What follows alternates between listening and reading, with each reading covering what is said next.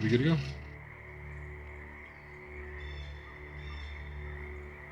We are not muted on my stream, just giving you guys a heads up so you guys don't say anything dumb. No. Damn, I just wanted to start throwing racial slurs. Because that's the thing I do. True. Chest of it. Okay.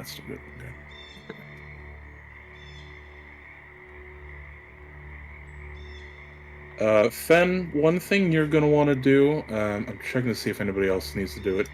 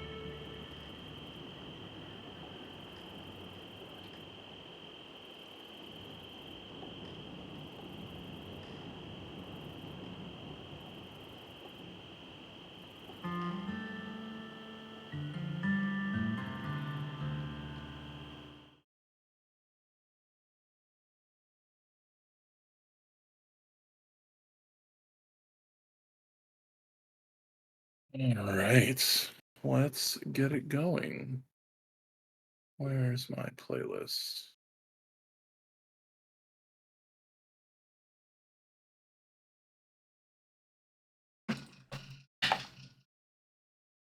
There we go.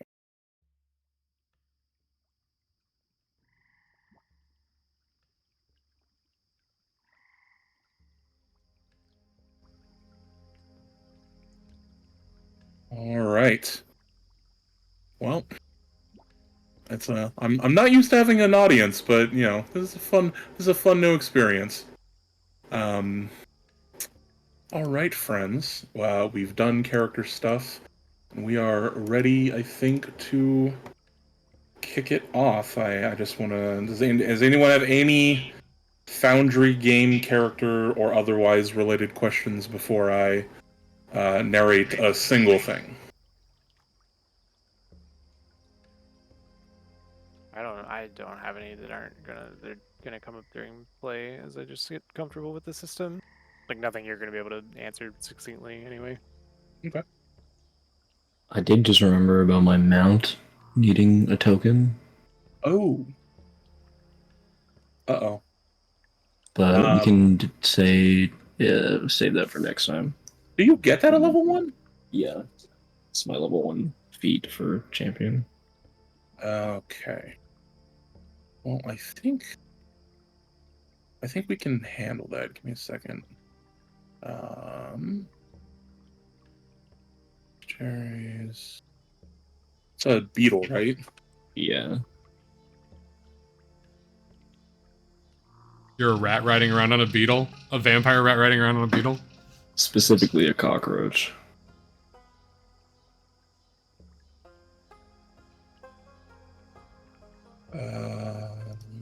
Companion.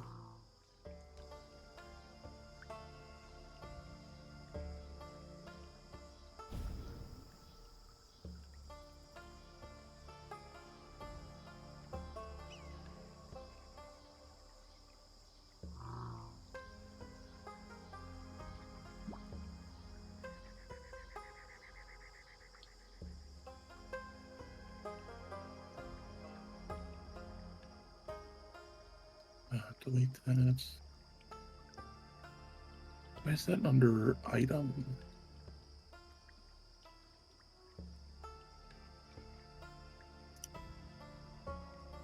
Did you name the beetle? I didn't think of one.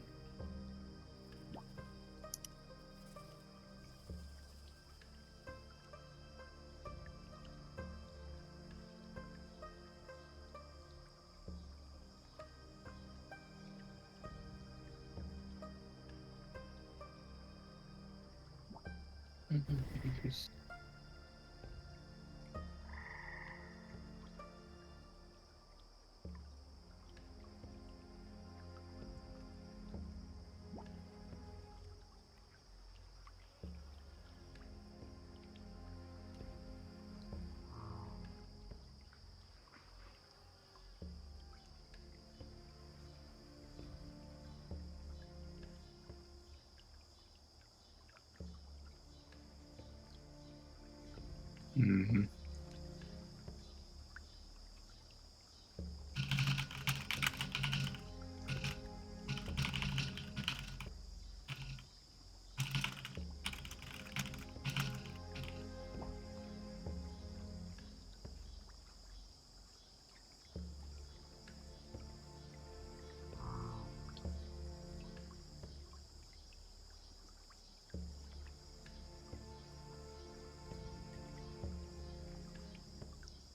Thank you, Jaren.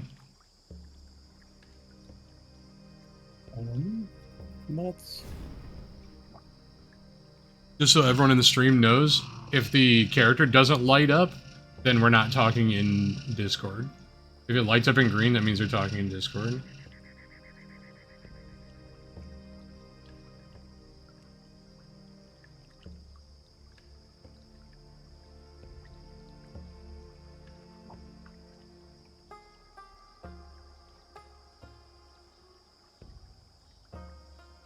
I'm okay saving this for like a session down the line if it's too much to implement like right now.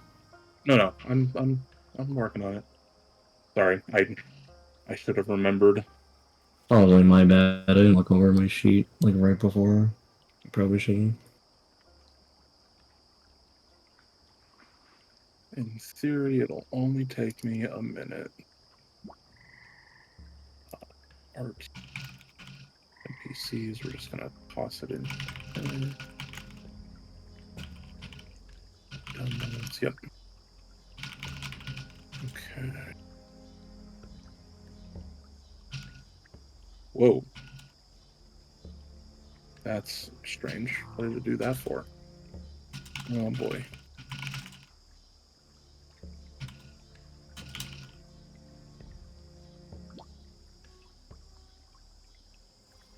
Oh, I don't know how to get rid of that.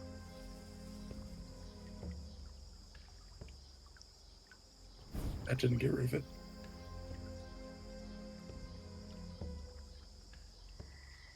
I always knew we would start out fighting the spy duck. I don't know. What the fuck? Okay. Sorry, guys. A lot of this will be learning curve of Foundry as well. This is the first game I've ever run in it, so...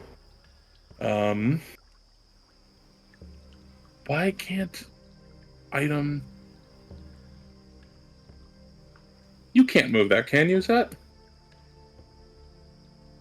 No. Nope, it's just fucking there? Alright. I guess it's just fucking there. That's fine. It's not the end of the world. I will go ahead and I'll just make an actor. We'll make it a NPC. You come up with a name yet? No. Let me hit a random name generator. No, I'll just call it Beetle for now. Beetle. And there. Modify. Select. NPC. Yep, there we go. Boy. There we go.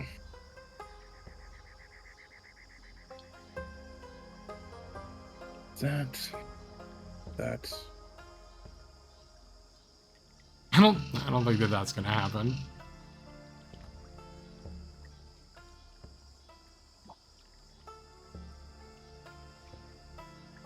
Okay, so we're not going to worry about its stats or anything quite yet. We'll figure that out after we get going. But he needs to be a little bit bigger.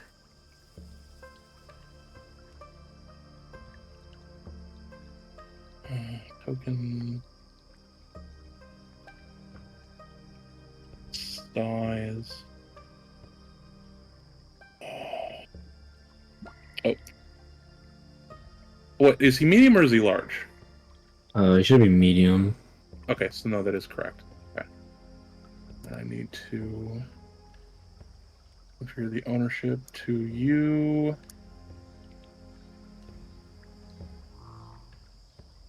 Can you move it around now?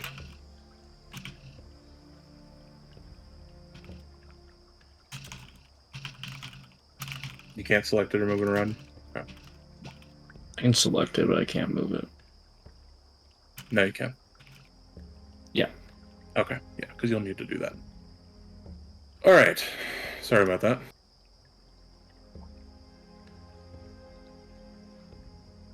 Okay.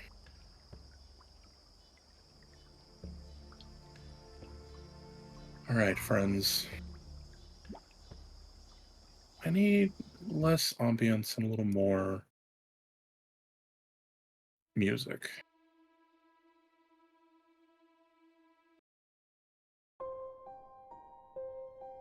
Okay.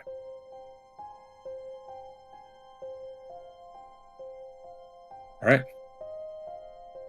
The wind howls through the gnarled trees, carrying it with it the musty scent of decay and damp earth. From the distance, you can see the faint outline of Brackenveil, its silhouette rising from the mist like a half-forgotten dream. The town is a patchwork of weathered wooden buildings, perched precariously on rotten stilts, leaning as if the swamp itself is pulling them into its murky depths. The faint flicker of lanterns illuminates the fog-laden streets, casting long shadows across the boardwalks, which groan underfoot as if protesting every step. The swamp is alive, breathing, shifting beneath your feet. You can feel it in the air, dense, humid, and heavy, with something ancient. Something that stirs in the deep corners of the bayou, hidden from prying eyes. There's no doubt that this is a place where time moves differently, where the land itself remembers things long forgotten by the world. Brackenveil was once a thriving fishing town where the residents lived in relative harmony with the swamp. But that was before the Whispers began. Before the disappearances, the strange dreams, and the unsolved deaths. The townsfolk speak of unnatural forces, of cursed land, and of a growing dread that has taken root in the very bones of the town. Now, the town sits on the brink of something darker. A curse lingers over Brackenveil, its origins as tangled as the swamp's roots. The streets feel empty, the mist thickens with each passing day, and rumors of strange lights, disappearing villagers, and haunting voices are more than just whispers. They're truths known to those who have lived here too long. You've come to Brackenveil for reasons of your own, but the moment you step into the shadow of this cursed town, you can feel the weight of its secrets pressing against you. Perhaps you've been drawn here by a personal quest, or maybe by the promise of wealth, answers, or adventure. Regardless of your reason, the town and its swamp have a way of changing people, of twisting fates, of calling upon those who venture too close to its dark heart. There are those in Brackenveil who say the swamp is watching, waiting for those who will embrace its power or fall victim to its ancient curse. Whether the town holds salvation or destruction in its bones is yet to be seen.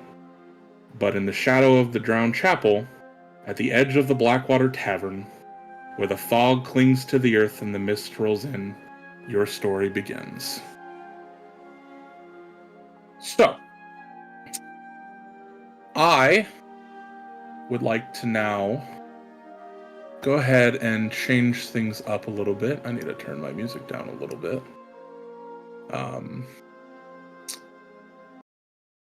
As we're going to enter the Blackwater Tavern.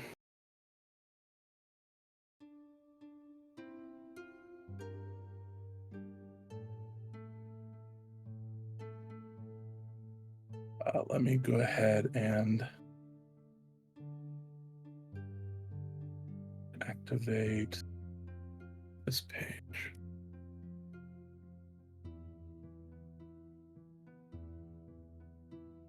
So I need Remy, Zethik, and Pondi to ignore your tokens currently. You are not there yet. And in walks in Bouillon Boudreau. Fen, if you would like to describe your character for the class. Okay.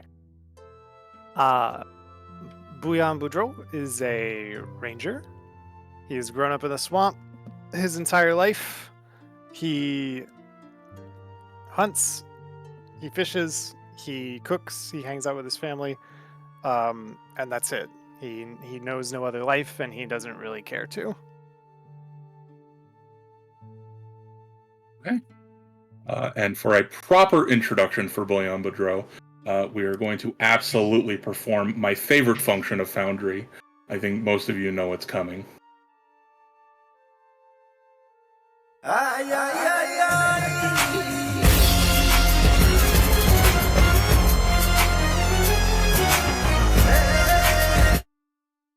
Oh man, it gets me every time. Yeah, so Bouillon, you've entered the tavern. You see couple people hanging out in here. It's not super busy. It's probably mid-afternoon, so like 1:30. It's dark, it's cold, it's damp. There's a fire.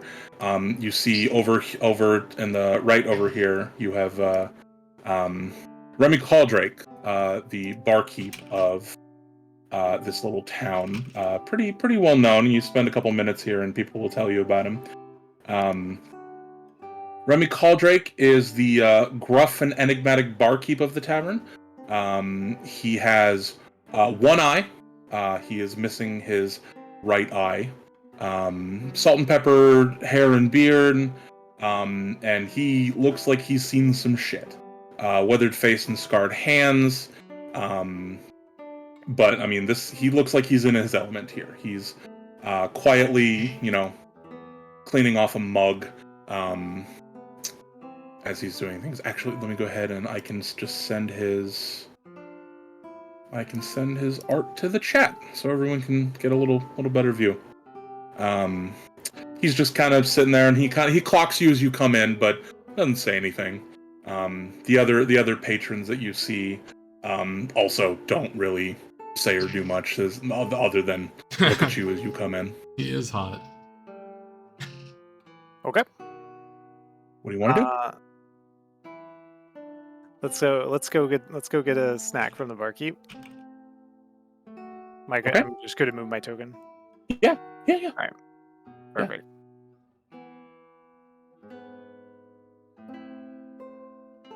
Hey, barkeep. How about a little drink? He kind of looks up at you with this look of judgment, as if you're way too happy to be in this bar right now. And he goes, "Beer or something stronger?" Let's just start with some beer for now. All right. Copper piece. There you go. Yeah, make sure you spend a copper piece on your sheet.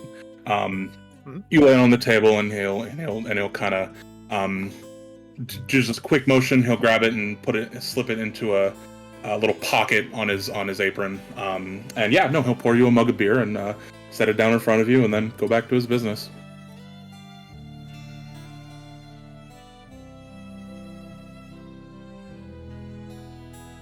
Is that all you're gonna get? Yeah, just the drink from now. Okay. Is there an easier way to spend gold than going into my sheet? No, I don't think so.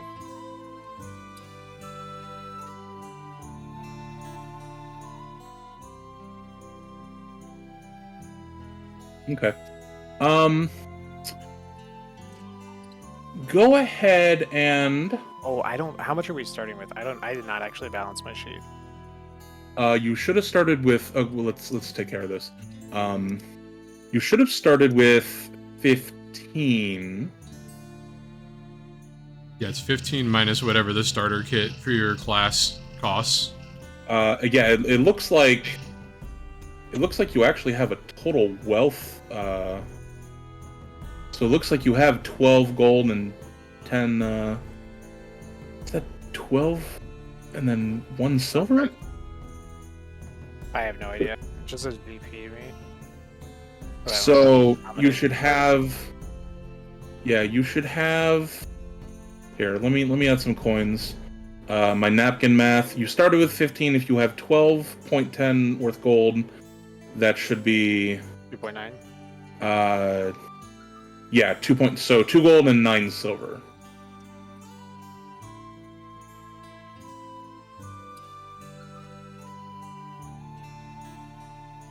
Okay, and then you subtract point 0.01 from that, because that would be copper. Or if it'll just let you remove coin 1 Remove copper. coin No, has it's- copper, I think. Yeah. Yeah, but it wants me to take the silver out and then add copper. Oh, It wants me to break a. So how do they break down like 100, 100, 100? 10, 10, 10, 10. 10, 10, 10. Okay.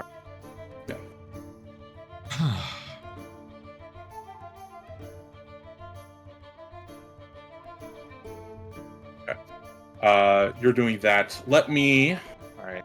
Taxes have been paid. let me have you.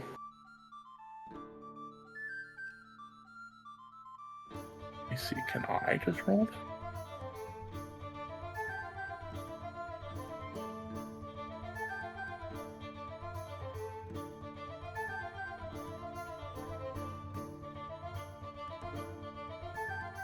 Oh, I can just actually just make you make this roll.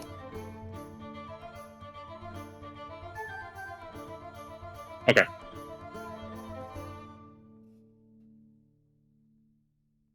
Okay. you don't notice anything out of the ordinary. You notice that there is, of course, in the middle of the big fire pit, there is the what do they call it? The infinity stew. The pot of boiling food that is just constantly at like whatever degrees it has to be safe, but is continuously getting added to. That was very popular in medieval times.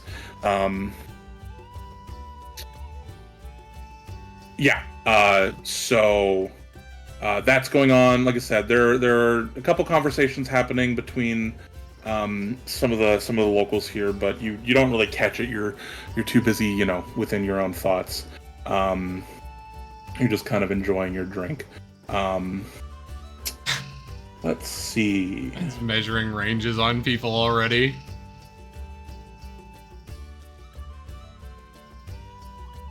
Okay. I'm going to introduce. While you are sitting at the bar,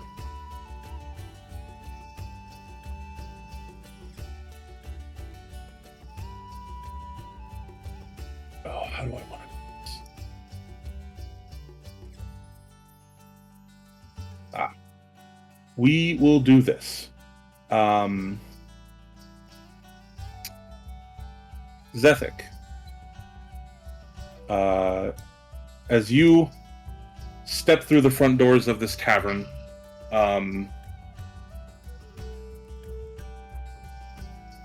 actually, I'll just have you describe your character. Right, so like a 4-foot, just like muscle-bound rat man walks through the door and kind of like eyes everyone up and just kind of saunters up to the bar. He's like Ratfolk champion of Baron Somder.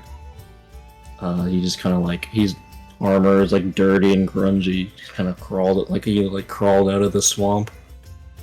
He's like tracking mud like throughout the tavern as he walks. Obligatory boss splash.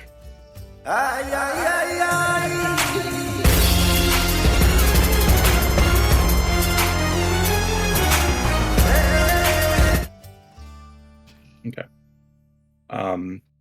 You burst in after having been on the road for a long time, and as you start tracking mud, behind the bar, the man behind the bar calls to you and says, "Hey, wipe your fucking feet."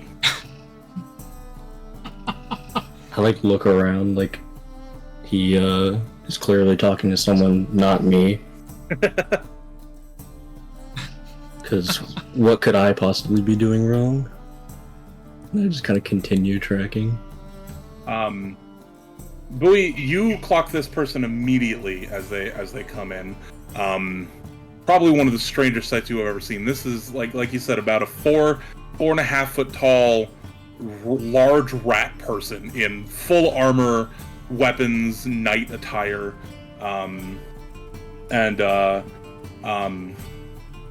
Zethic, you are.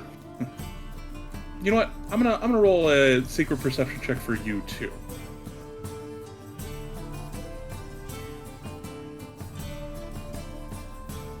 What? No active encounter. That didn't do anything.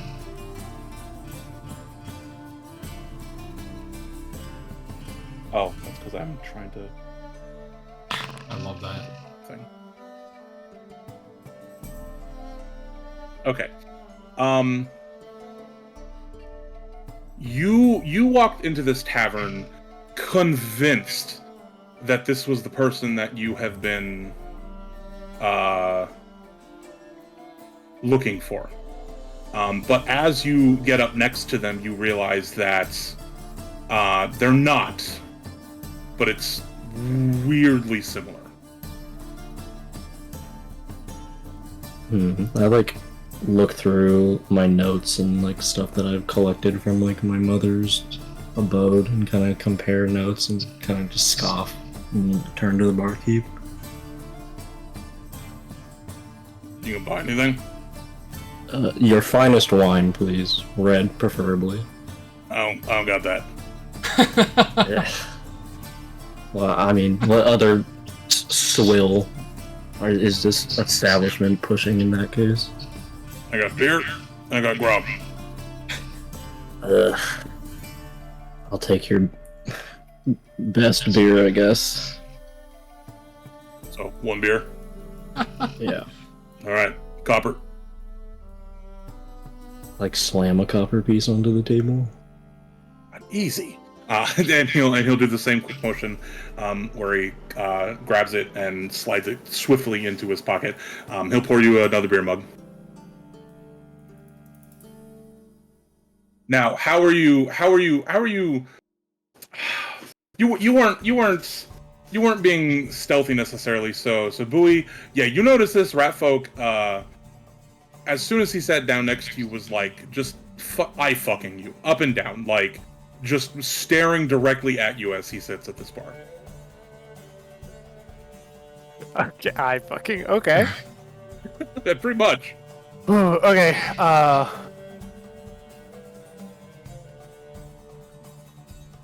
Bowie spits up his beer a bit as Zethic slams the copper down onto the table. And as soon as his transaction is concluded, turns ever so gently in his chair, but not so much as to expose too much of himself to Zethic, and says, "Hey there, little master. You, been fishing?"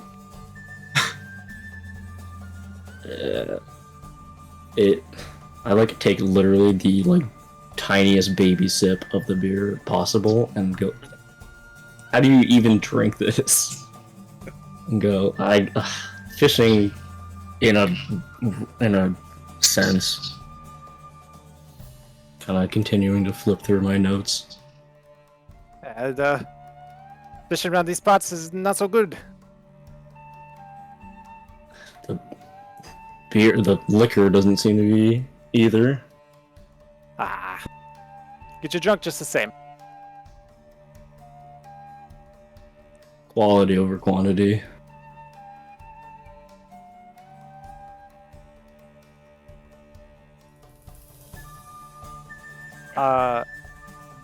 So Bowie nods in agreement to that. Considers the interaction to be going, generally peacefully, and continues sipping his beer.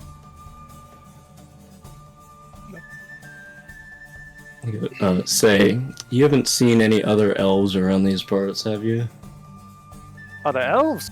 Yeah, I mean, there's plenty of us around these parts. But, no, not today, no. Do I have like a physical description of the elf I'm looking for, or do I just know that he is you were wondering why it looked like he had changed clothes, because the elf sitting next to you is very much not wearing the same thing that of the elf that you were following when you got here. But I mean, it's almost spitting image, except this one looks like he's been playing in the dirt for 7 years. Mm-hmm. And the other one did not.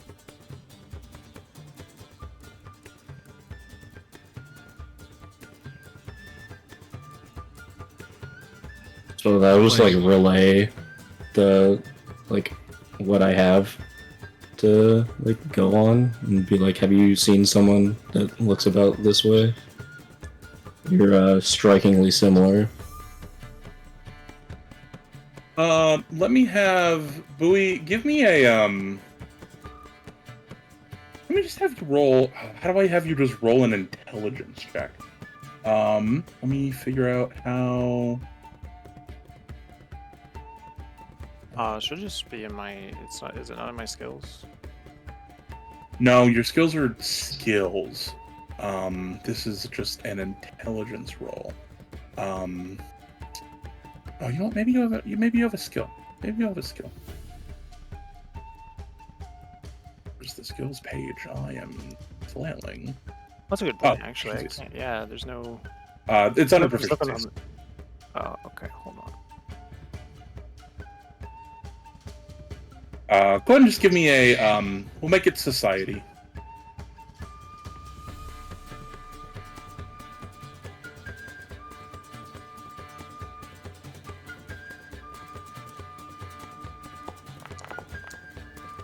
Yeah. I don't know. Sounds like most other elves you've seen. Ah. Is it be slightly racist in my own kind time? Sure. Okay, so hit me with the line then, Zethic. What have you asked me?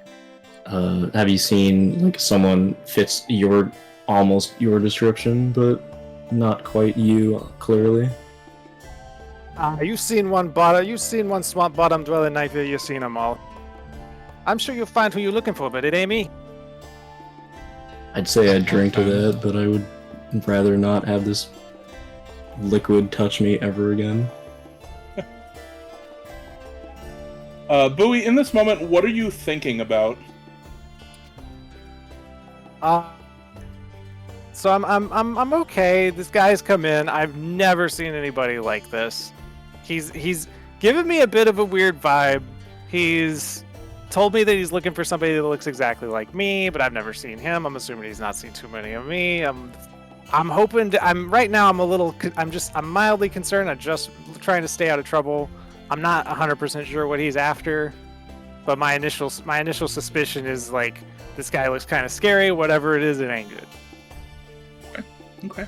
Fair assumption. All right.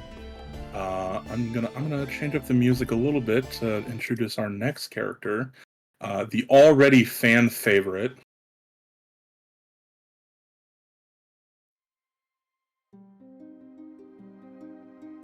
As the door to the tavern opens, and in waddles in, I'm just gonna go ahead and splash you right now, Pat.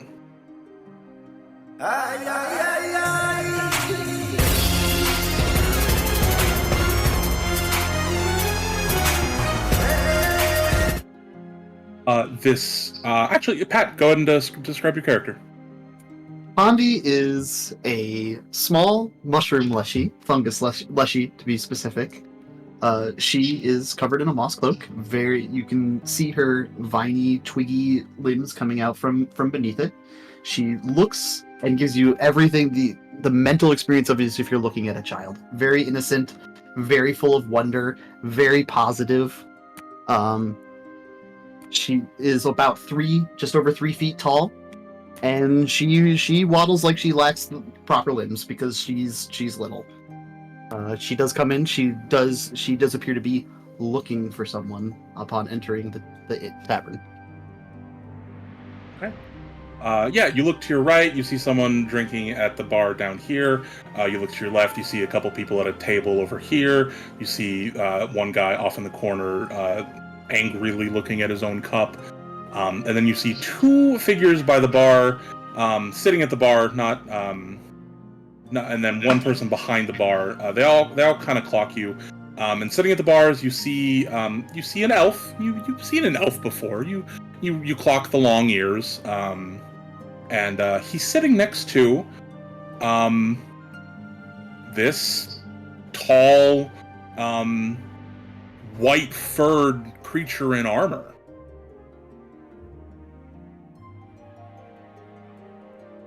I immediately run across the tavern in a waddling way, running up and stand immediately behind the white furred knight, and stand there silence, hoping he'll recognize me with a big grin on my face.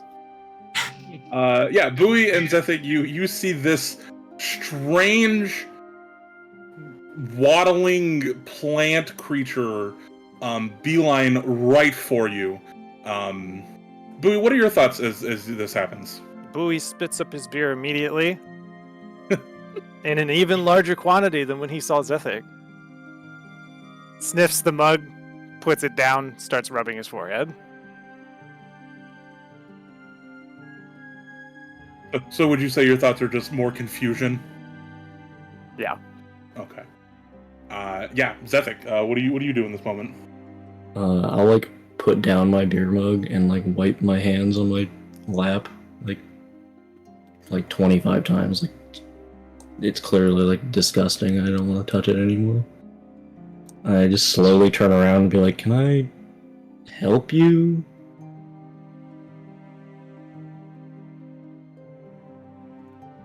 Like, You need just to come looking with me. Augie wants to talk to you. Oh, I love the Pondy voice so much. Augie, the greatest druid in the swamp.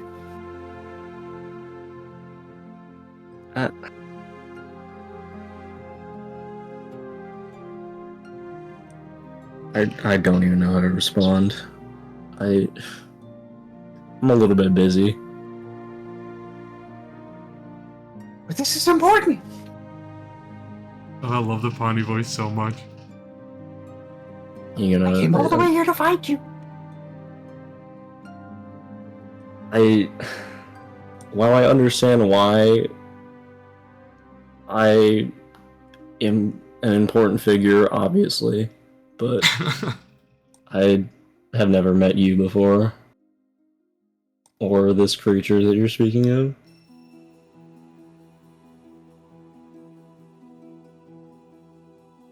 Pondi sighs and looks down a little bit, wondering why he wouldn't want to come and speak to Augie, because Pondi assumes everyone knows who Augie is. Pondi looks back up with a pleading look, hoping that the knight in front of her will come with her. Do you have, like, a detail you can tell me that might sway my decision?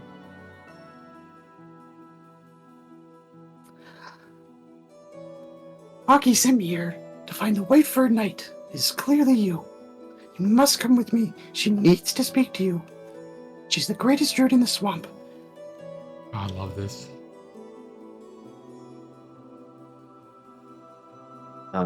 Well, I suppose that does sound magical in nature. You wouldn't have to happen to know of any certain rituals attached to this creature, would you? Kind of like scratching my face, like Augie's trying super to- nice. She made me.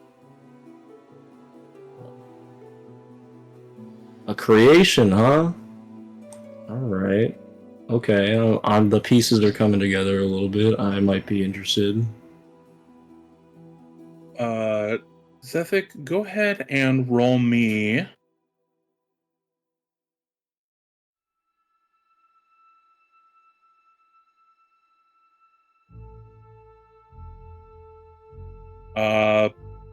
Perception.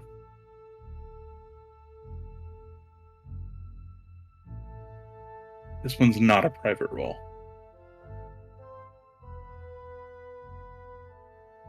How do I actually do that?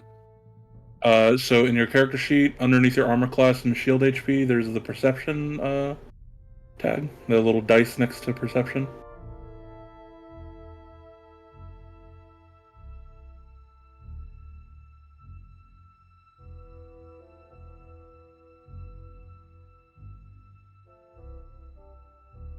Are you on your character sheet? Oh, there you go. 15. Okay, 15's pretty good. You make a connection. This little creature says the name Augie to you. And you immediately remember something from your notes. That name is in your notes. Okay. As I like cross the name in my notes, I kind of like perk up a little bit and go, ah, yes, of course. In that case, we must head out immediately. This is of great importance.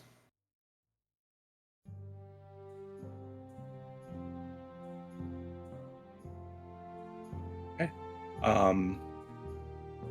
As you are discussing that, Remy, just as you get to the door to open the tavern, in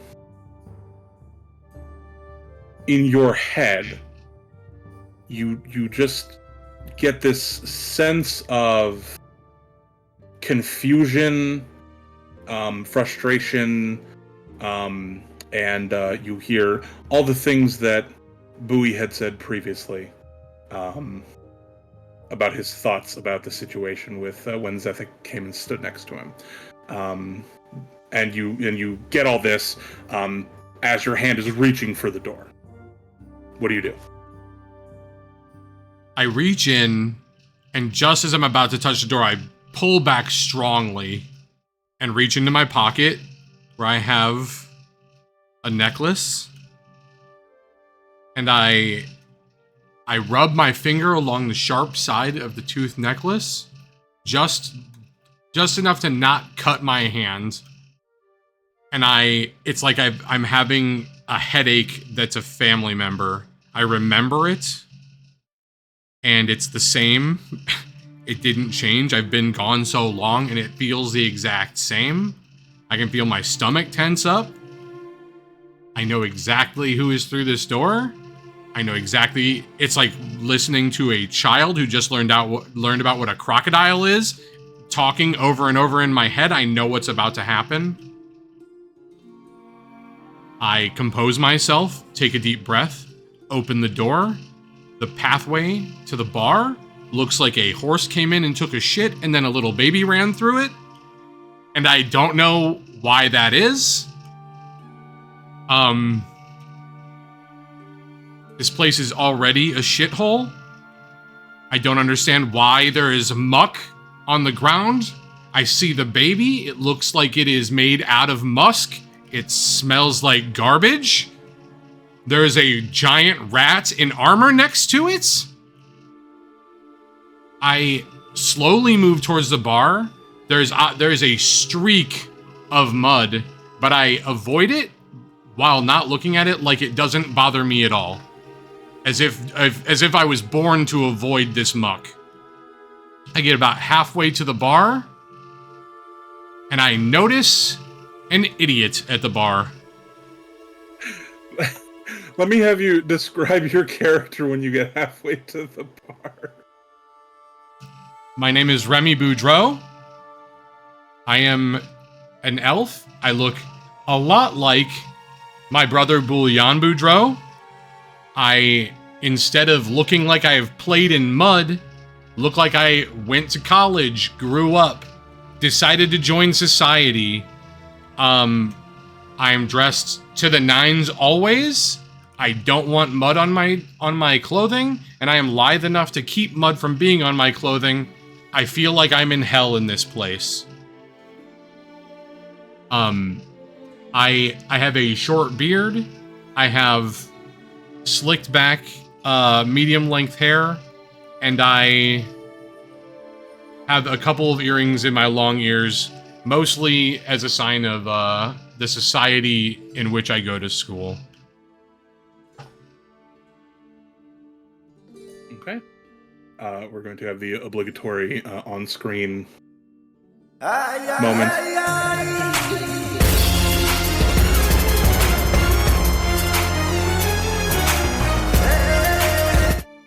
Okay.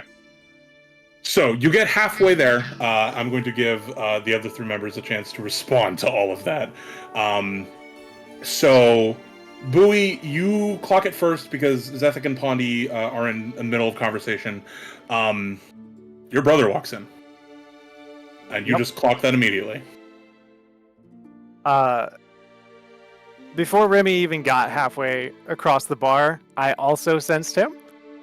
I've already turned around in my chair. My beer is on the table behind me, elbows on either side of the leaning back on the bar, tapping my feet eagerly on the footstool with just the biggest shit-eating grin on my face, staring straight at him. I get up and meet him maybe like 3/4 of the way to the bar, grabbing my beer in the process and maybe accidentally bumping Zethik in the back of the head with the bottom of the mug. Okay. You guys can move to where you meet up.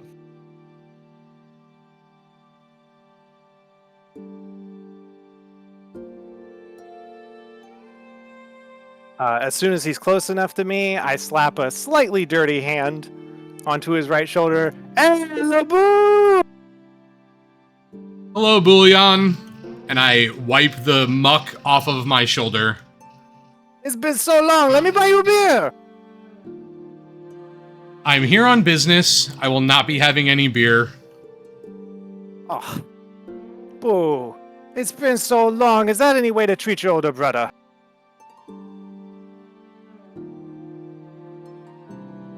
It has been a long time. I will not be having any beer. This place is disgusting. Oh. What you be having then? Water? Milk? I think I'm good right now, Bullion. You hear a gruff "huh" from the barkeep as he clearly heard you call this place disgusting. You were meant to hear that. Clean your place up.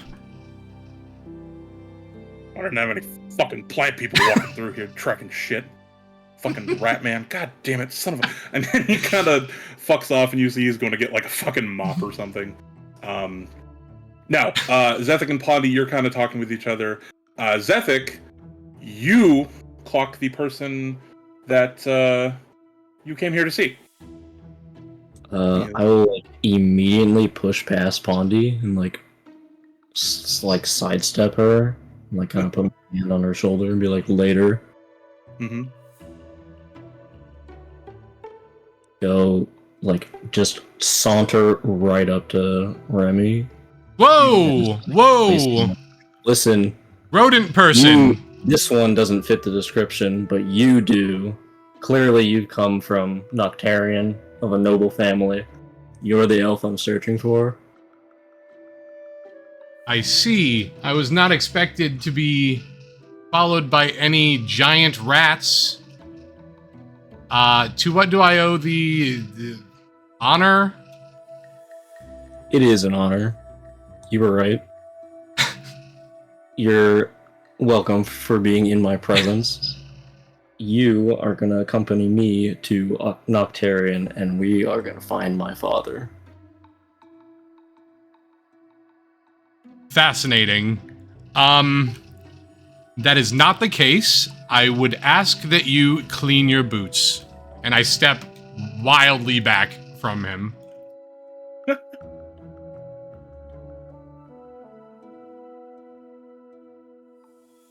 I just kind of look down at my boots and just scrape them onto the floor.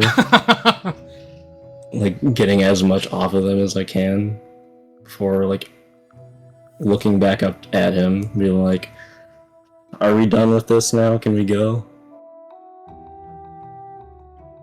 You can go wherever you would like. I will not be accompanying you. I step in between Remy and Zethic, looking at Zethic and saying, "Hey, little master, I don't know about no noble family, but this here's my brother. Surely you got the wrong guy?" No, I don't think so, but if you two are related, then surely you can't be of royal blood. Or even noble blood. We agree there.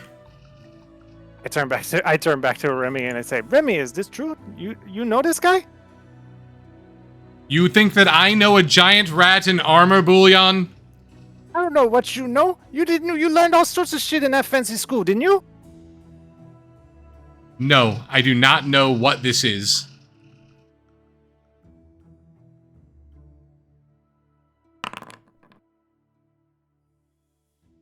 I heard a dice roll. Don't worry about that. Another Keep dice role roll. playing. Keep role playing. You're good. Also, what's that little musty baby behind you? Musty baby is crazy. I'm not too sure. I thought I'd had maybe a little bit too much beer by then, but I'm only down one cuppa. Pondy walks up to Remy with no problem, walks straight up under the edge of the table, being only 3 feet tall.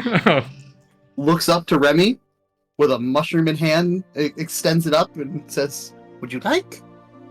I, again, take a big step back, and I say, no, thank you. I follow, trekking more mud through all of the mud that was previously tracked. Remy, now holding a mop, is starting to come over, and he starts cleaning around you.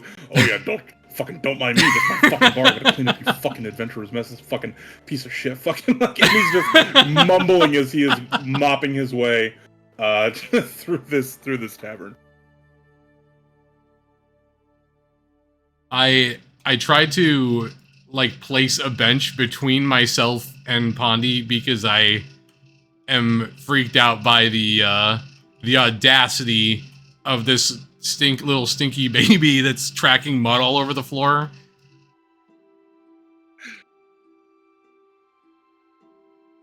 I love all the nicknames we now have for Pondy. Musty baby, stinky baby. Stinky musty baby. Okay. Bonnie instead walks up to Boolean, offering him the mushroom. Boolean's gonna go ahead and take it. What is this? Little jujus for the soup? It's a present for you? I take a bite out of it. Give me a fortitude save. Oh, hell yes. I'm about to die.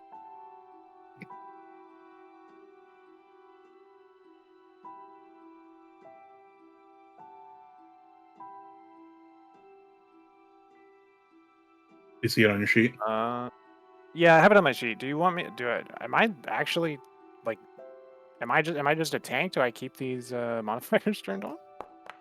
I have a very large bonus. Yeah, no, you're plus 7. That's pretty average for level 1. Yeah. Oh, it might be a little more than average. What's your con? That's pretty good. 15?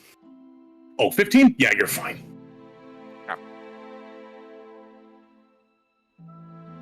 I mean, it tastes pretty good. It's a little. Is it weird to say gamey for a mushroom? It tastes a little gamey even for Gamey mushroom. for a mushroom? Yeah. Yeah. Okay. Got a real must to it. Yeah, yeah, I know, which is odd to say for a mushroom because they're all kind of musty, but yeah, and a little gamey for a mushroom. Yeah, I chew it over before swallowing it down and look back at Pondy and I'm like, I got a couple of ideas for some recipes for. What? This wasn't part of you, was it? Oh, gross. Pondy just smiles and walks away, happy that Boolean liked the mushroom, and walks and stands next to the White Fern Knight once again. Oh, the non-answer is my favorite response. I just. Bowie kind of just like speechlessly holds out a hand as Pondy is like wandering away, like, what? What?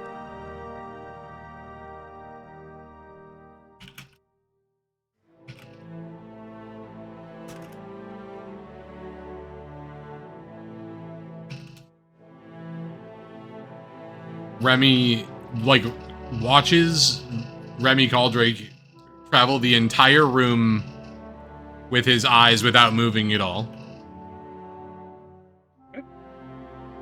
Yeah, he's just grumbling to himself, cleaning, talking shit, very audibly. Thank you, barkeep. Maybe you should keep this riffraff out next time. He does. He talks what you say. He doesn't respond.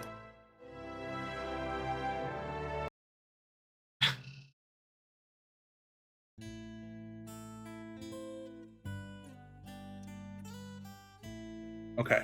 I had made some checks for you guys. Bullion and Zethic did not succeed. However, Remy and Pondy, you... the first thing you notice is that this guy down here is no longer sitting there. He is now sitting over here. The guy in the top left is kind of he's looking over towards the two people above you, and then the two people above you kind of notice they're kind of looking at like the group of you, and they're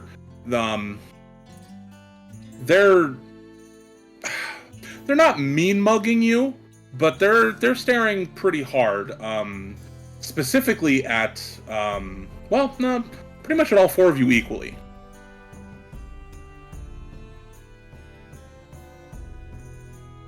Can I clock this completely? Yeah, and Pondi, you actually get a. They're kind of muttering to themselves. They're having a quiet conversation while you guys are talking amongst yourselves. Yeah, Remy, you didn't get high enough to hear the conversation, but Pondi did. Pondi, they are clearly inebriated, and they're saying some pretty awful shit about all four of you.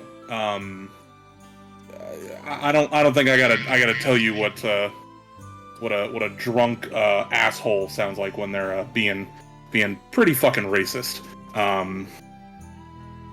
But you hear a lot of that going around in between the two of them.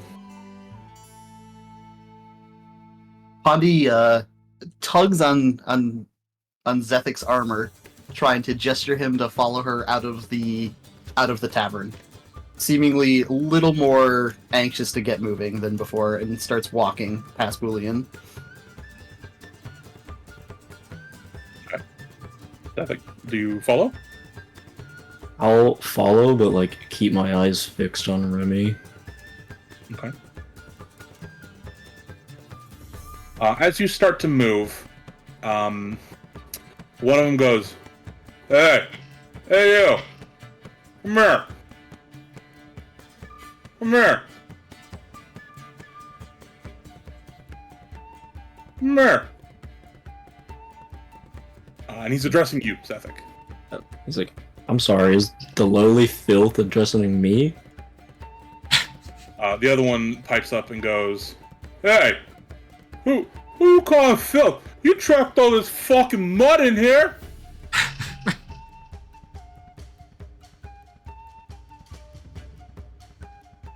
Yes, but the kind bartender happily obliged to his servant duty of cleaning up after yours truly. Unfortunately, I did not give you the permission to speak to me. Damn. Remy just shoots you this look of, I don't get paid enough for this shit. And he kind of makes his way over to this corner. There you go. What did you say? You talk pretty good for one of them Capimaras.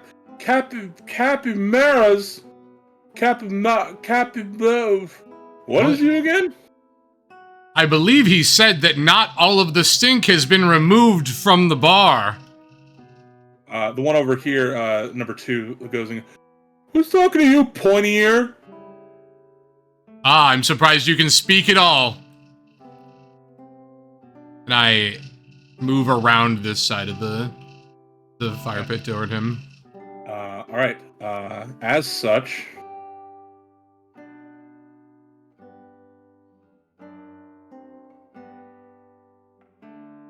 Wait, do I not have everybody selected?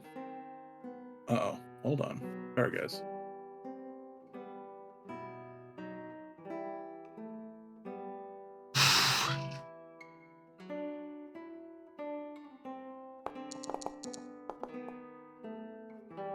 Roll a 15.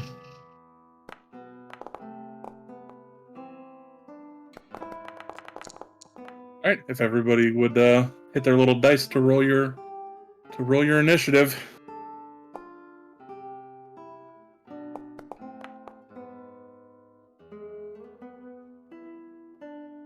I'm just missing Pat's. 1 second, sorry. You're good.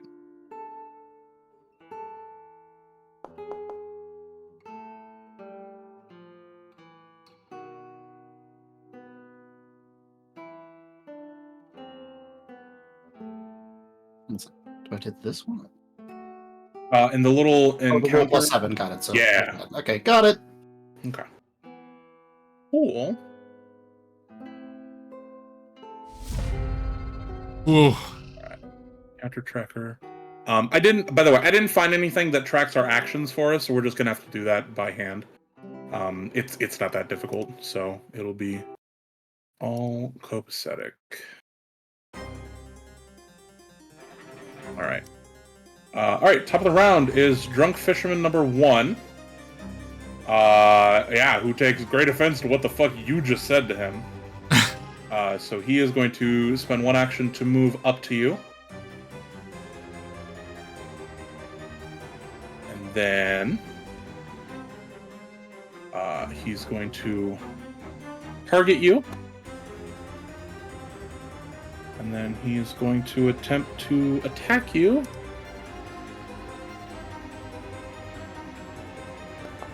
Oh, shit! That's bad. Oh, fuck. Oh, no! Okay. Alright. So, let's roll the damage.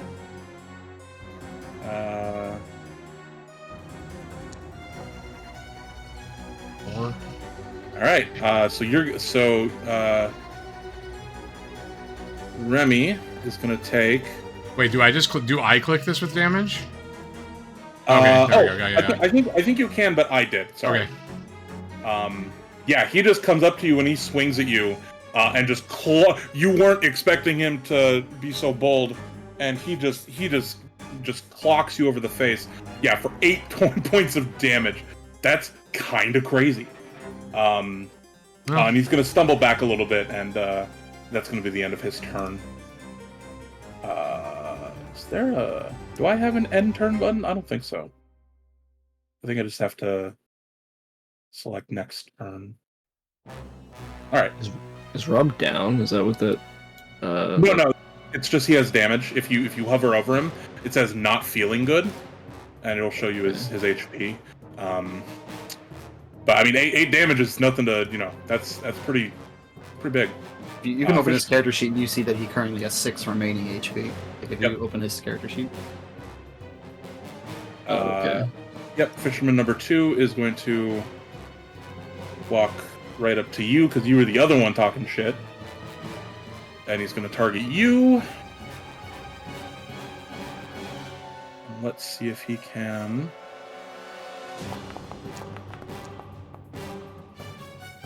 Alright, and he only rolls a 15, so he's gonna miss. That's gonna be the end of his turn. I'm gonna laugh at him. Yeah. This guy. There were more, so for a little more context, there were more people in this bar. But the one behind the corner appears interested in now the fight that is happening. And he wants to get in on the action. So 5, 10, 15, 20...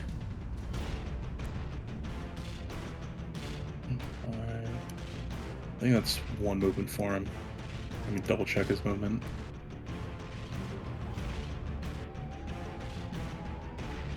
Yeah, that's his movement.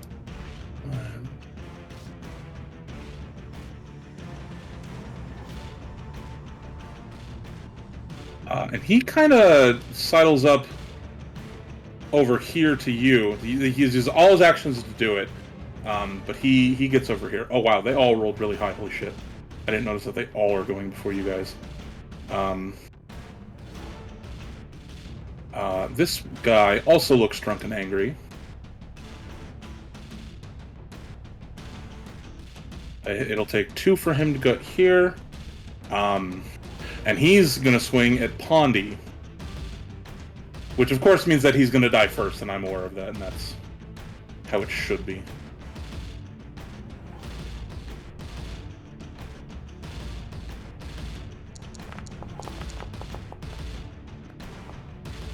Okay, so he does just barely hit Pondy. So we're going to roll damage. All right, Pat. If you the chat box, if you click the damage, I think it'll add the damage to yourself. Yep, there we go. All right, Bowie. A fucking bar fight has just erupted. You've got all these people coming at all these people sideways. What are you gonna do? You have 3 actions. See that? I'm gonna try to shoot. I think we're gonna try to shoot the Drunken Fisherman 1. Okay. Who's gonna be aiming at? Yeah. Okay. So you have to pull your crossbow out because it was not out. It can already be loaded, but you had to pull it out, and then you're gonna use your second action to shoot. Go ahead and don't forget to target. On your keyboard, if you press T while hovering over a token, that's what targets things. Okay. Yeah, you see the little arrows in the corner? Alright, sure. If you go to your sheet and go to your actions tab, you should have your crossbow in there for you. I do, but it doesn't... Like, there's no attack. It says change grip. Oh. Yeah, press change grip. That means you weren't holding it before, now you're holding it. Oh, okay. So you should be able to do the strike button. Yeah, that was... Okay. That explains why that had the action thing next to it, then? Mm-hmm. Alright,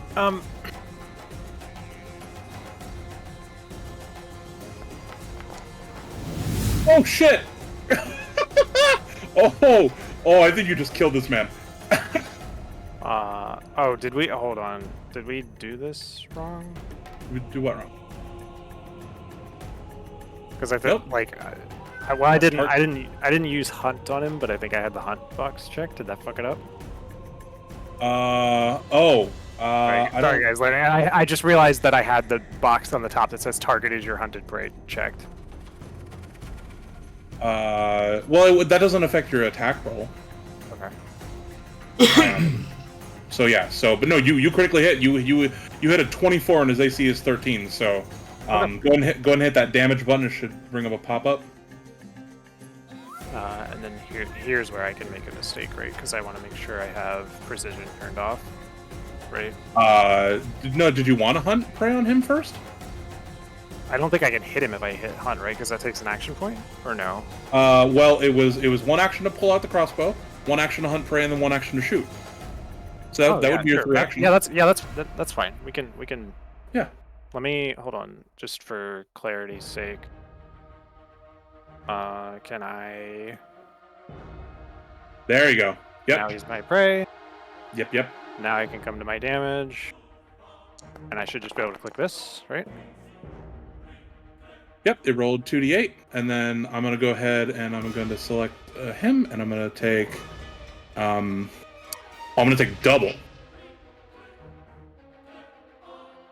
Yeah, he took 12. He's fucking out. He's done. Great. All right, that was all 3 of your actions, so we will move to Remy. Oh, he's dead? That dude's fully dead? Oh yeah, he just got shot through the neck by your Now, brother. can I move away from this guy without an opportunity attack? Yes. So the way that attacks of opportunity work in Pathfinder is it's actually an ability that some characters and monsters have, but it's not default. Not everybody gets it. So most of the time, you will not provoke unless that creature or NPC has attack of opportunity. Like fighters get it baseline at like level 1. You can take certain feats to get it, but like it's not just a baseline thing. So moving away from things is much easier most of the time. So yeah, I'll tell you right now, this thing does not have attack of opportunity. You will not suffer an attack of opportunity by walking away from it. When he moved all the way around the bar to hit me, was it clear that he was looking to attack me or like corner me? Yeah, I'm not even gonna make you make a roll. That like you're used to being eyed up and down because of how you dress and how you look like you're from nobility. Whether you are or not is, for them to, question. You think he's not necessarily. You think he's doing a looking great to job. capitalize on the bar fight. Okay. And that's how I feel about the bitter local also. His motives are a little unclear. This guy beelined it to you. He had other options if he really wanted to fight. Okay. I decide to join my stinky compatriots. And that's one action, and then I use biting words on the other fisherman. I hit him with, it looks like you're soon going to be joining your filth friend. Do I just hit attack on this?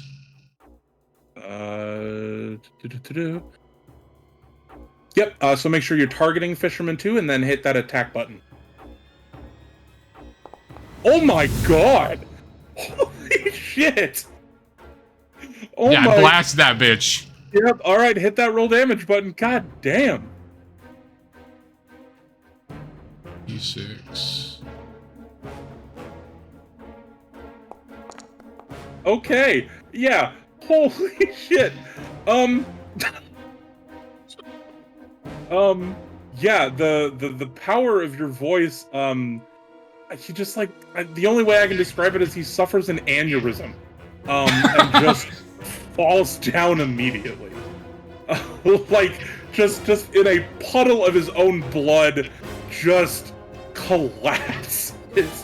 Jesus Christ. Yeah, cool. So you moved, and then you casted the spell. So that's your 3 actions. It's Pondy's turn. Why you hit Pondy? Moving away from him, first action. Getting up under the table. Okay, so as you do that, unfortunately for you... Oh no, he's got attack of opportunity. Oh no. I hit yes. So I wonder if... I think I just... How dare they hit Pondy? I think I just get to make an attack against you?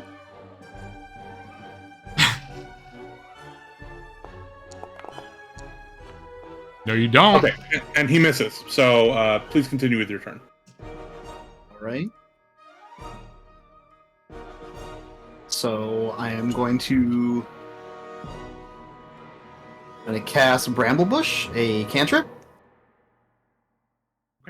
Pop it in the chat. Well, I have to place the cube first, right? I don't think so. He literally nat 20'd me on the first roll of our campaign. Place 5 foot cube right on the bitter local. Okay. I roll damage next, right? No, I need to select him, and I need to make his basic reflex save. Which he makes, which is he's still going to take half damage. So go ahead and hit that roll damage button.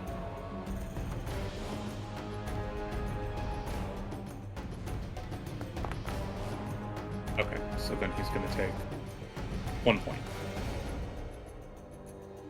Okay.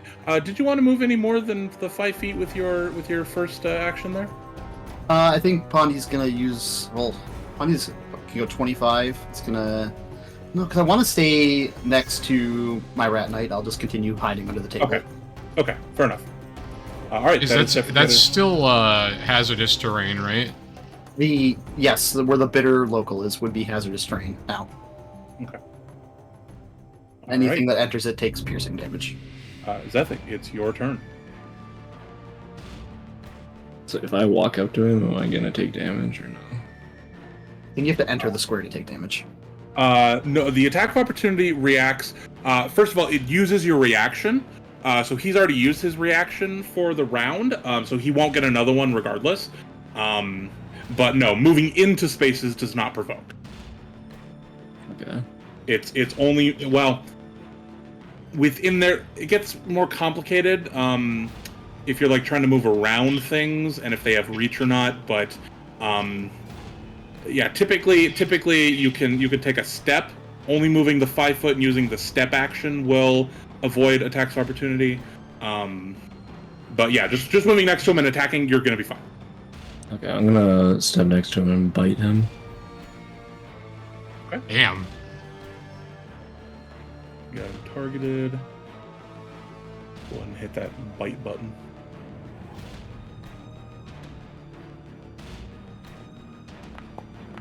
Oh! Oh, you've got to be shitting me. Holy fuck, that's crazy. Really nat 20'd. That's insane. Alright, give me that damage roll. Do I click damage or critical?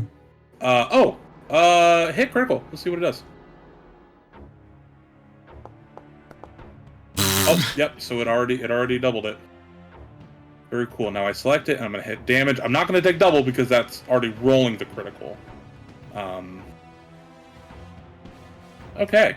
Yeah, no, he did not like that. That was not in his plan for the day. Just kind of like lean forward and just like bite into his throat.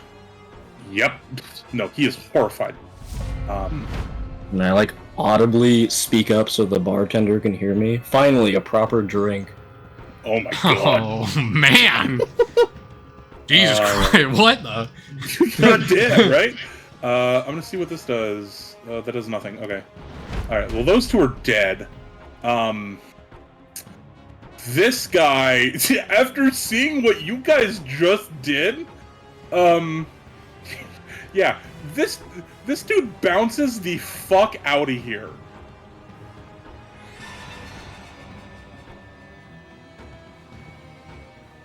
Oh, I guess technically that's as far as he gets. But no, he's running. He's not interested in any of you anymore.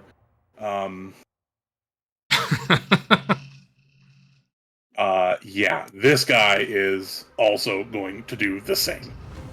But he's just going to get a little bit farther. In fact, yeah, he's going to make it. He's going to make it all the way out of the combat. Do you have attack of opportunity there, Zethik? Is it like a feat that we have to take, or do we just get it as like a player character? No, it's usually class option. I didn't remember if champions got them. I don't have it. Okay. In that case. Let me double check that it's not in your features or something. No, you don't. Okay. All right, yeah. So the bitter local's gonna. This dude's gone. He's off.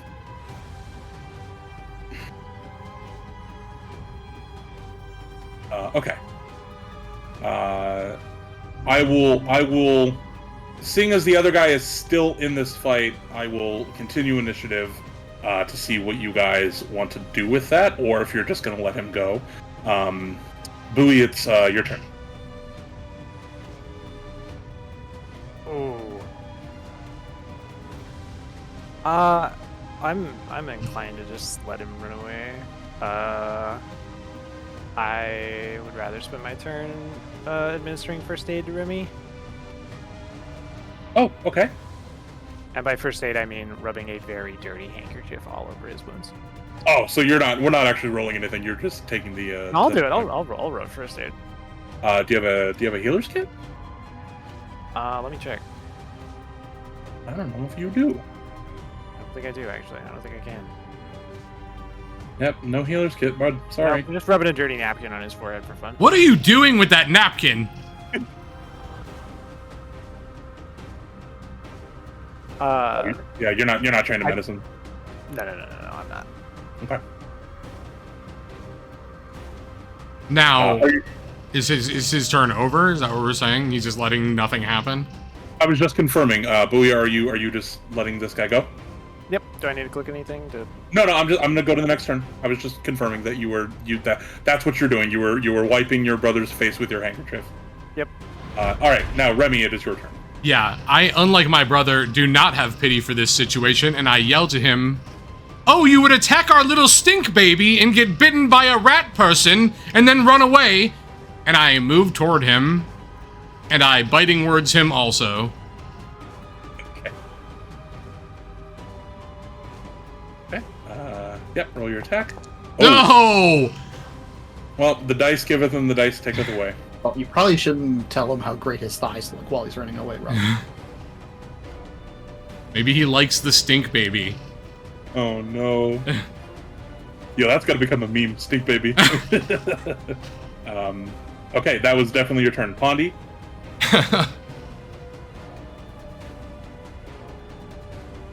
Bondi clearly upset at what just happened. It's pretty How far rough. away? 65 feet. What do I got here? That's what I'm In saying. context, what happened was horrifying. Bowie shot the first dude through the neck with his crossbow. Like, just straight up, like, straight through, like, fucking movie status, and he just collapsed. And then the other elf, said mean things, and this guy just had a fucking aneurysm and collapsed on the ground.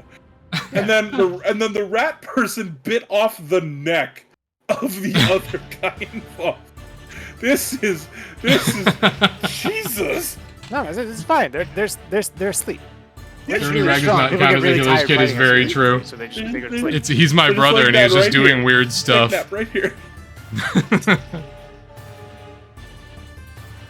Okay, so Wander you over move, here. Nah. move once. Are you gonna brush again? I don't have Bramble. range on him to brush. He's 40 feet away. Sorry, Bramble Bush. Yeah, Bramble's only got a 30-meter range. I'm pretty sure he's 30-foot range. He's 40 feet away. Oh, nope, you're right. Measuring tool is really great, actually. I can mouse over him and it just says the distance from me. Okay, cool. I see that now. Bondi a little freaked out by what the elves have done, realizing that she's not going to catch the brawler, even though she's upset at what he and his apparent friends have done. Decides to stay away from the elves a little bit, and then just stand next by her new rat friend, and just end her turn there. Alright, Zethik. It's your turn. I'll just kind of like ignore him and let him go. Kind of just wipe the blood off of my face. Okay. Alright, with that, his turn will come up, and he will absolutely just be fucking gone.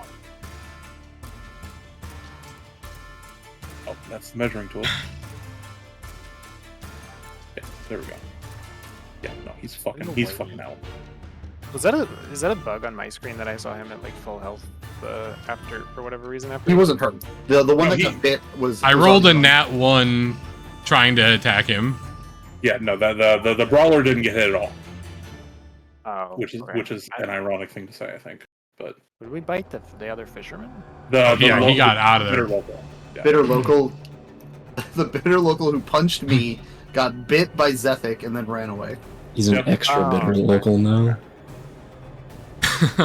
Pat going, you're the one he that hit tasted it. Pondy! It like fucking killed A me. little bit. All right.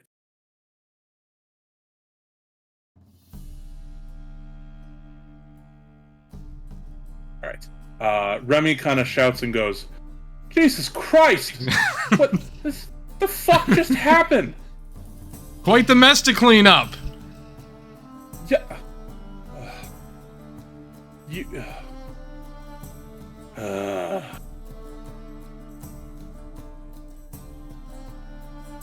Got two options. You're either going to help me, or you're going to buy something. More than one cup of beer each.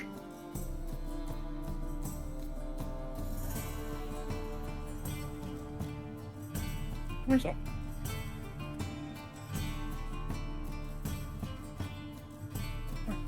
Okay. That's reasonable. I give him, I flip him a silver coin and say, as much beer as this will cover for anyone who's willing to drink this garbage. All right. And yeah, he'll start going around. He'll pour the. God, that's a lot of beer. It's 100 cups of beer. He's not gonna pour 100 cups of beer. He'll pour. It would be 10, right? No. One copper is. Oh wait, For one beer, it'd be 10 beers. you're right. It's only 10. I Yeah. don't know why I thought you gave him a gold. Yeah. Okay. So he will pour the 10 beers. He'll lay them out on the counter, and then yeah, he starts mumbling. He talks about having to get the sheriff over here, and just going around and cleaning up this fucking mess. While he is doing that, I'm going to go ahead and I'm going to roll some secret checks for you guys.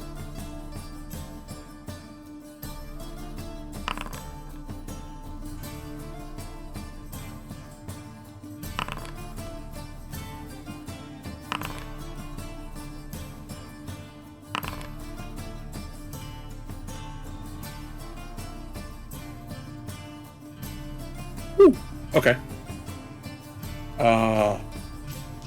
As you guys are kind of milling about, cleaning yourselves off, Rubbing dirt on our little brothers. oh, He done messed up your face pretty bad. A sucker punch from a bum who is now dead. Sorry, go ahead. Christian? No, you're good. There we go. Trying to remove the area for the brush attack. Yeah, you guys are kind of going like, chairs were spilt over. There's beer that's now starting to stick to the floors and be all sticky. And Bowie, out of the corner of your eye, close to the door, like the top right corner of that rug by the entrance there, a flash of light, like something, like a reflection, like a glint of light, catches your eye. There's something on the ground over there.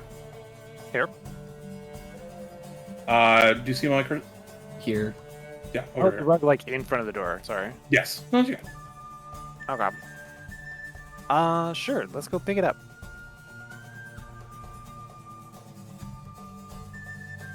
Okay. Yeah. No. You were the only one who noticed it. It is a probably 6-inch long oval. Flared base. Relax, dude. Bad. Cease. No, probably about 6 inches long. Oval, sort of in shape, but it's very rough cut. This like cylinder of this obsidian glass. It's not stone; it's glass. But it's strange because it's nothing like you've ever seen before. It's not normal glass, but it's not stone. But it's a good like 6-inch like crystal almost. I immediately start walking towards Bullion. You don't see it. Yeah, but we have, like, our thoughts are one, right? Yeah, okay. I would say, Boo, you're probably not. You're probably thinking about. You're probably not hiding your thoughts, right? Absolutely not. Okay, yeah. You would hear. Huh, what's this? What's this black shiny thing, right? Okay, fair enough. Fair enough. Good point. What do you have over there, Bullion? Black, shiny, and thingy. I produce it for Remy to inspect, but I don't necessarily hand it over. Oh yeah, no, that is just a solid 6-inch ingot of shadow glass. I see. Just straight up, like no question. Like a piece of one of them telescopies? Yes, maybe it's the glass for a telescope, and I like signal for him to hand it to me. Yep. Hand it over. Is it worth something? I'm not sure. I would need to talk to someone from the Lyceum. Hey, if you get anything out of it, me and Mom and Pup, we'd appreciate a cut. Of course, Bullion. And I immediately pocket it. Okay, so you have that conversation. I'm gonna say, Bowie, you're not. I would like. Let's see. Let me look at the skills here.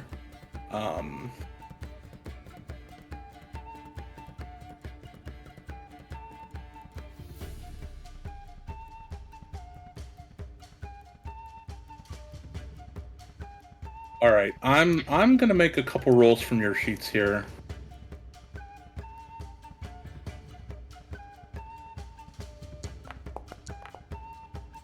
That was not very good.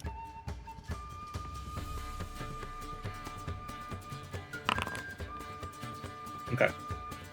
So you have that interaction. Zethic, as they're having that interaction, you're kind of, you're paying attention. You clock immediately that, I mean, we've gathered that they're brothers and all this. The one in the fancy clothes is clearly lying to the other one about the thing that they just found.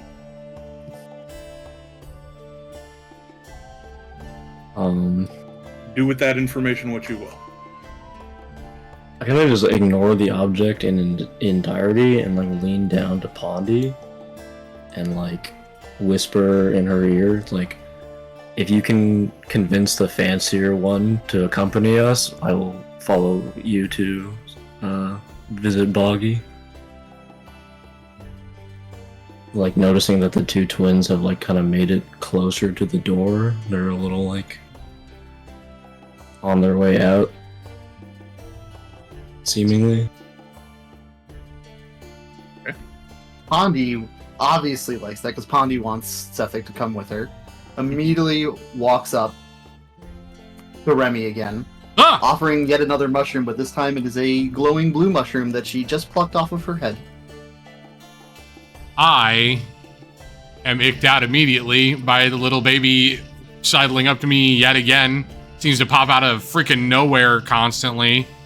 So I back up and I say, perhaps you could give this mushroom to my brother instead.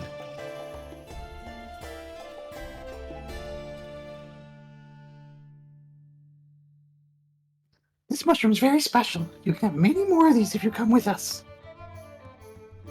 I'm unsure of the tenable nature of your special head mushrooms. Perhaps my brother could sample. And I point at Bouillon. Oh, not me, boo. I already had one of those. It's a bit too bitter for me.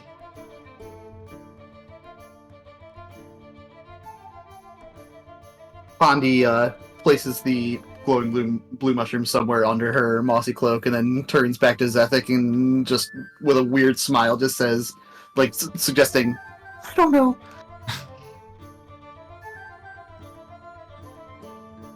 Who wouldn't want the mushrooms?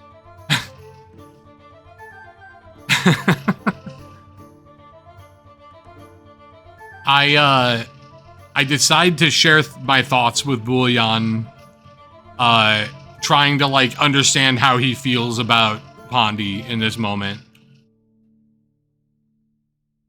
I'm okay with Pondy. I think Pondy's fine.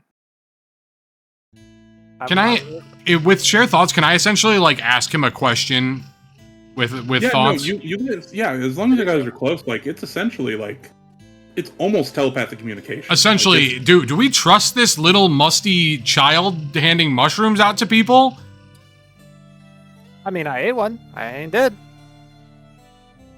You eating something does not make it safe or good. I don't understand this train of thought. Like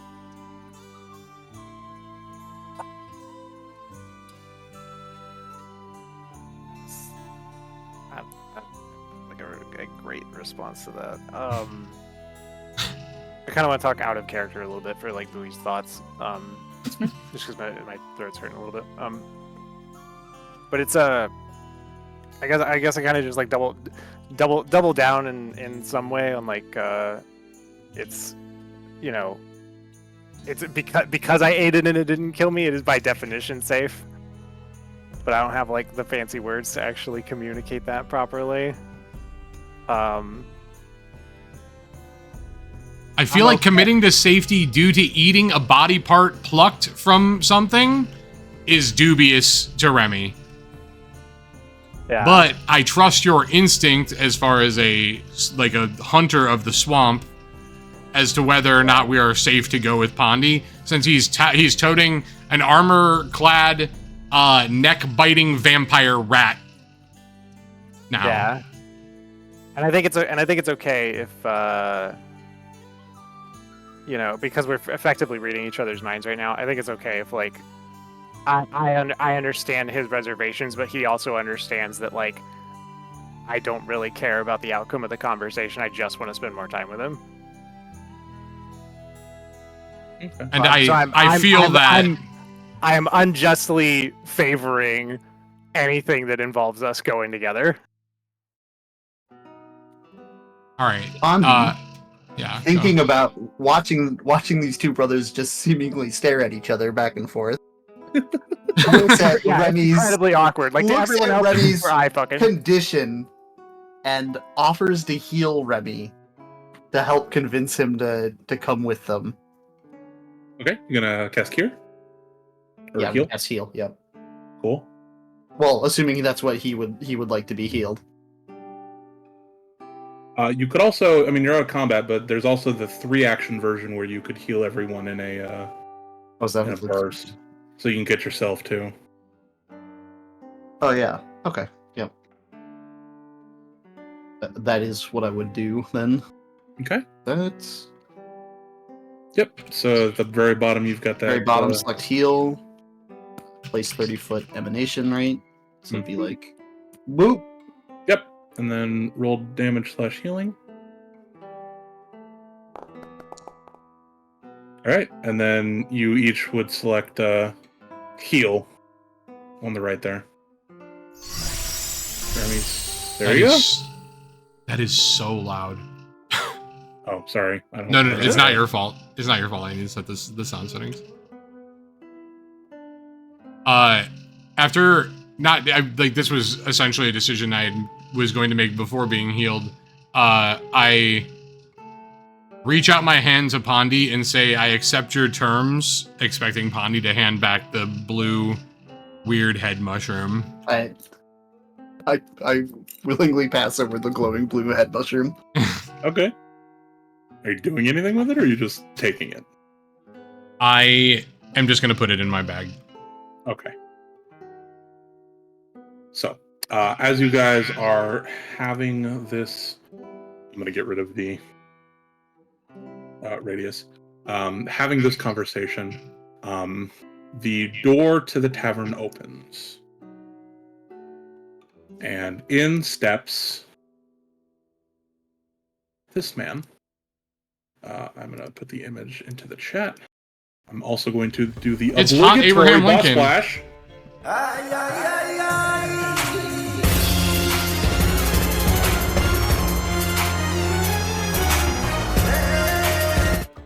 That's never getting old. As a very gruff-looking man with a pistol at his side.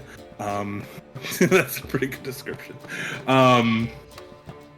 Walks in and he kind of looks around, and his eyes just kind of focus in on all of you, and he sort of gives a gruff.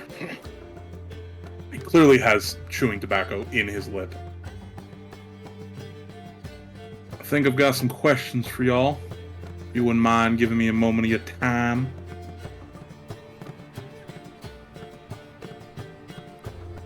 Oh yes, officer.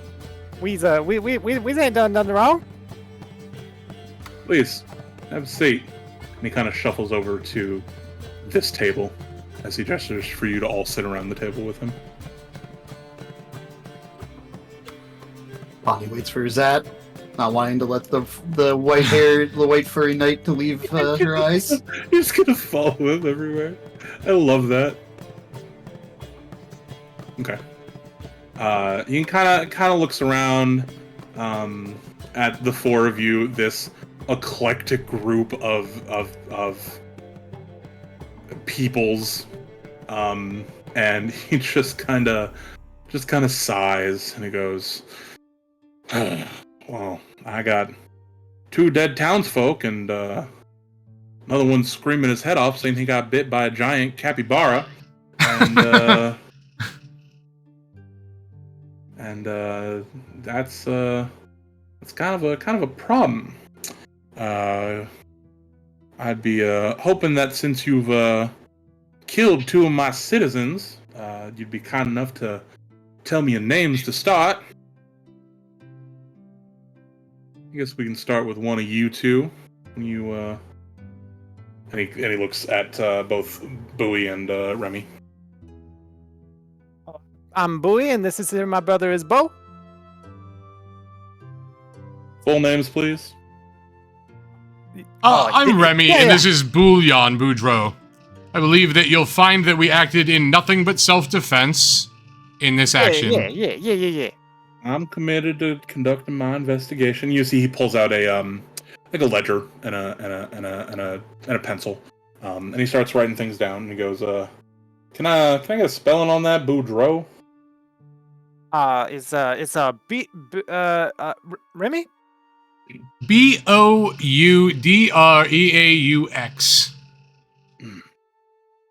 Thank you kindly. And the large capybara. I don't mean to be rude. It's just the description I was given. You got a name? Zethek is fine. Definitely be spelling that for me. Xethikk. All right. And is this?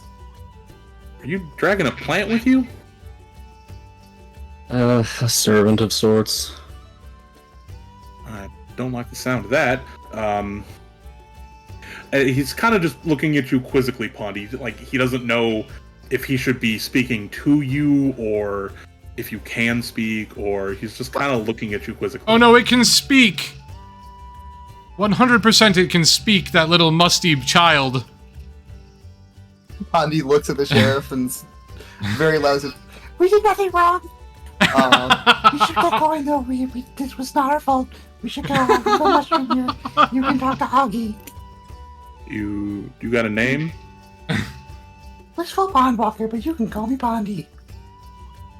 All right. Oh, and what, pray tell, are the 4 of you doing in our fair town? Well, I need to take Zethek to go see Augie. It's important. And who was this, Augie? The best druid in the swamp. Right. So, away from here. Yes. And you, Zethik? Well, I was just passing through, and your, let's call them constituents, kindly decided to attack this merry band we landed ourselves in. So now we're here, instead of where we need to be on our way out. And you there, Boudreaux. What is your business here? Well, I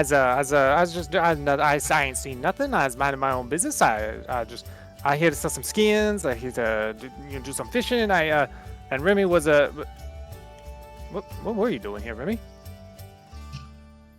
I was checking on supply chain issues for the Obsidian Lyceum. Yeah. What now? That.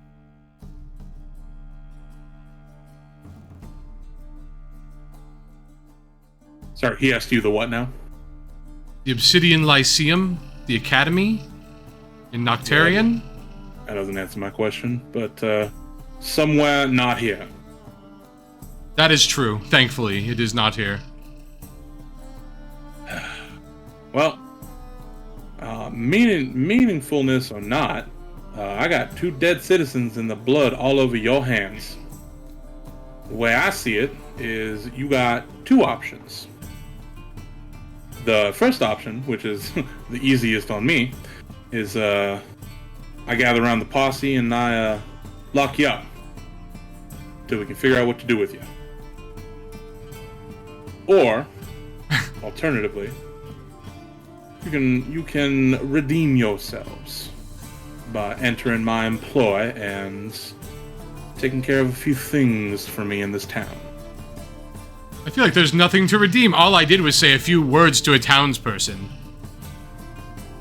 I got 2 corpses, and one practically there as well, so might as well be 2.5 corpses. It seemed like maybe his health was in question in the first place. Maybe a heart attack is all that happened. I just said some words to him.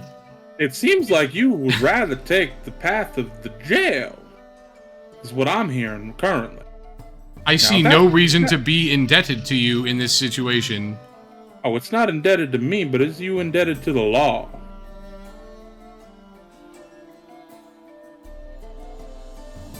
And what if we were to end up dead in this situation? Then it'd be the same situation for whoever killed you.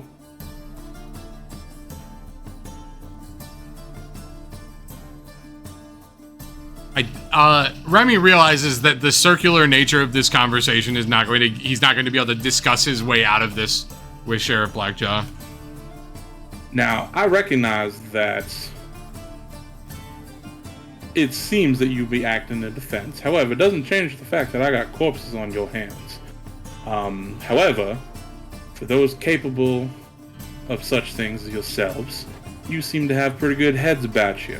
Now, this is an opportunity to keep your records clean, and, you know, I scratch your back, you scratch my back. Do we maybe have an understanding?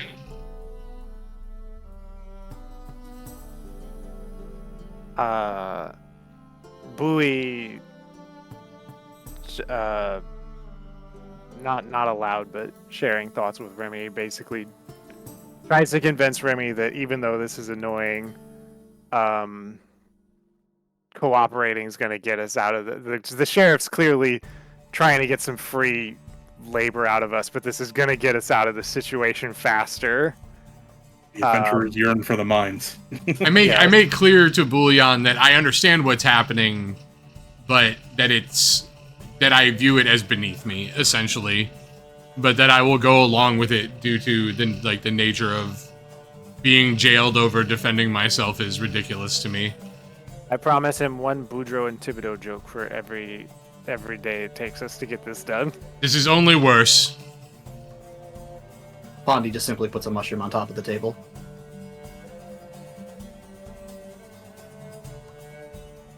Bowie points at the mushroom and looks at Sheriff Blackjaw and says, "Mostly Weeza figured that means yes." He sort of glances over to Zethic.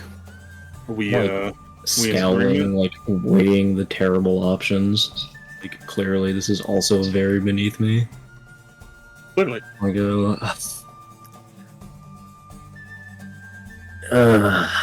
Peasantry detaining noble blood is fine. I will comply. Excellent. I was hoping that you fine folks would see reason and we could have a little quid pro quo. If I'm using that correctly. I think I am. And he goes, "Now, I got a little problem in the town recently. It's causing quite a bit of a stir up. Let me... We're going to...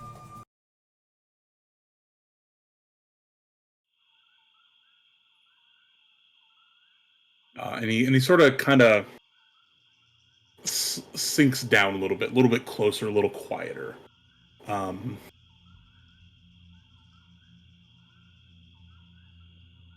I recognize the attire of your nation there, Mr. Boudreaux. And he looks at you, Remy.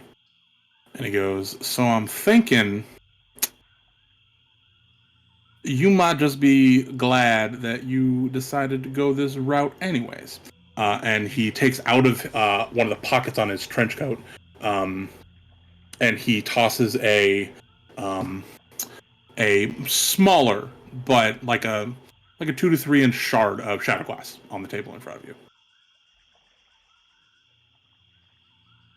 Oi, telescope pots.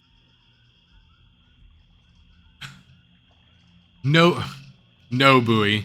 I was not particularly honest with you earlier What you see before you is shadow glass. Oh, And I take the larger piece of shadow glass out of my bag. And he kind of looks at it and he goes, "Yeah, Coward must have dropped it on his way out when he ran out of the bar, didn't he?" Yes, and this is what I was sent here to find. That would have been my bet if I were a gambler, man, and I love me to gamble. So, problem is, someone has been distributing this shit throughout our town. Don't know who. Everyone's hush hush about it. But it's causing all sorts of issues.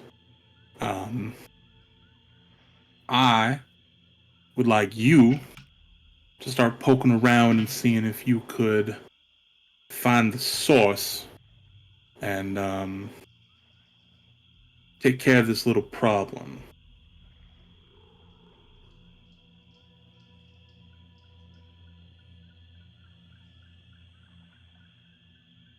The shadow glass that is missing belongs to the Obsidian Lyceum. Will it still be returned? Oh, I lay no claim to this devilry that's been plaguing our town. This has brought nothing but harm to us and ours. And yes, I agree to your terms. Yep. Any and all that you find is Take the wheel, Captain. free to bring back to Take your the wheel. masters.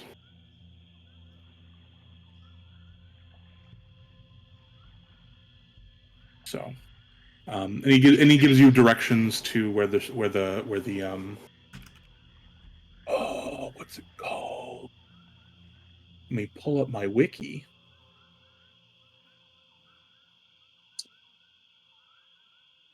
It's just the sheriff's office.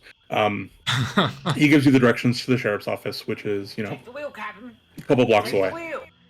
And he says, when you find any information, if you find more of it, I'd be more than happy to keep it in the safe at the office, just so you don't have to be carrying it around.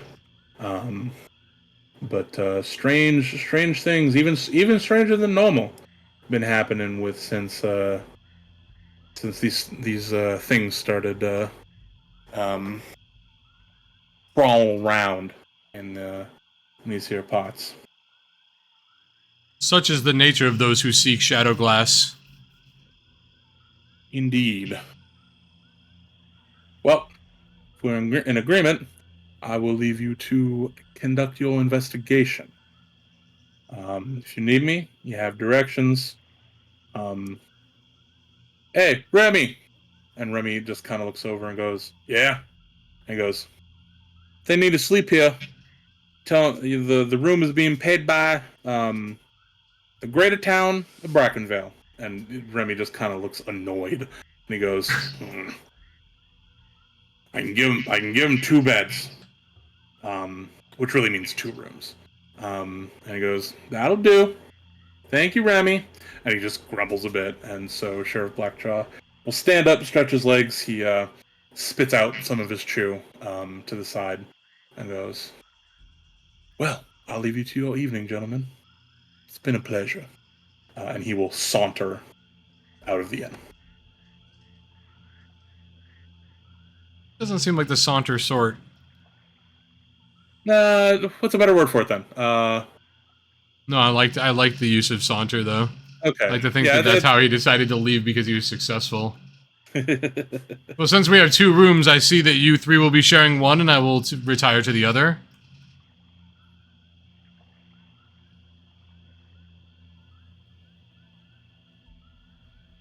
Bonnie will just stand outside. creepy. I love Pat's Pondy voice.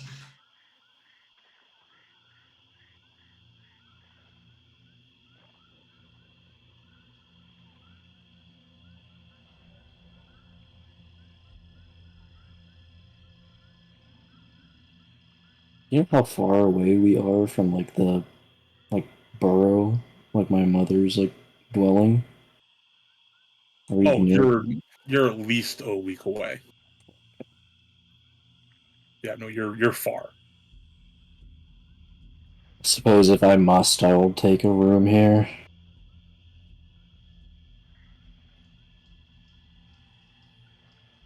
Okay. Pondy's sleeping outside in the pond. And Zethik and Remy are gonna each take one of the rooms. Bowie, who are you gonna try to convince to, or is one of you just gonna get their own room that isn't being covered by the sheriff? Nah, I'm bunking with Remy.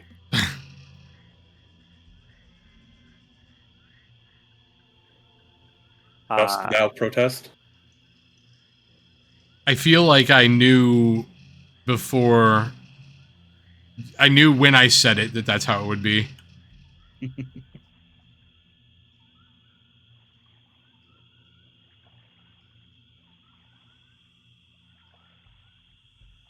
Okay. So, does this count as the first day?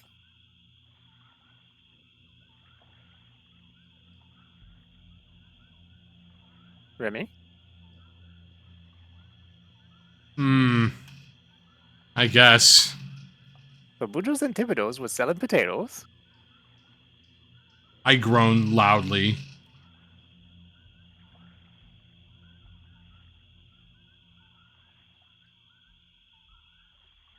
Okay. Is there anything anybody wants to do before you retire for the evening?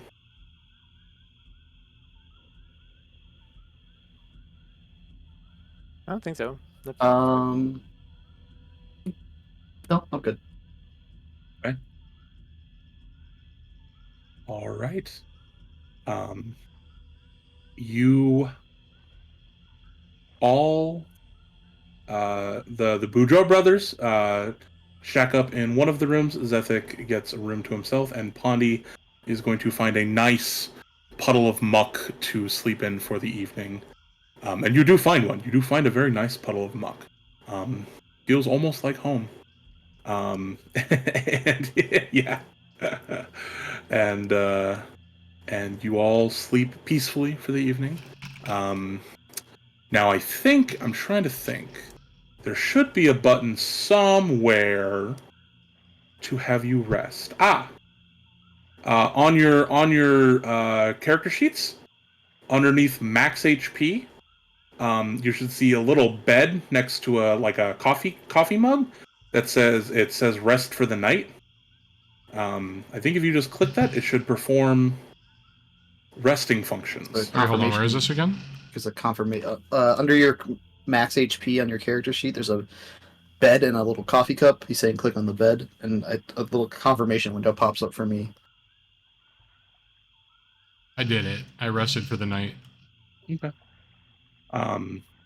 Yeah. Now, notably, you don't. This is not 5th edition. You do not restore all of your hit points when you rest. You do get all of your spell slots and stuff. So if you look in the chat, it will tell you what you restored. So to note, Pondy is still down, I believe, 1 hit point, 2 hit points, and Remy is still down 4. You can obviously, if any of you have healers kits and can make medicine checks, you could do that, or you could cast spells. I probably should. I didn't know how much it was gonna. So you could have used spell slots last night to do it. And I would say if you were going to do that, then we can just do it right now, and then just give yourself the spell. But I back. casted my heal already, right? And so I've already used my prepared heal slot. Oh, did you only have one? Yeah, I only have one. The other slot Okay. was noxious vapors. Okay, so never mind. You only had the one. But yeah, whatever you guys may want to do. I just wanted to make you guys aware that you were still down hit points. This one, Leshy said something about when they rest. I can't find it. I thought they got more HP back from resting. It's your level times your Constitution modifier. That makes sense, yeah. So it's only a little. I think that's just that might just be for eating rations. It's just you have to take like 10 minutes to go soak up decayed matter. Oh yeah, for you, yeah, that's just your eating thing. Yeah. Yeah. Okay. All right. You wake up in the morning, and as you wake up,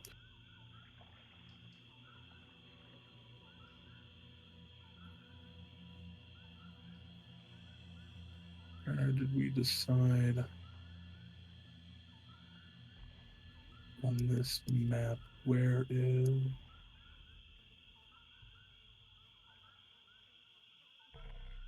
Point two.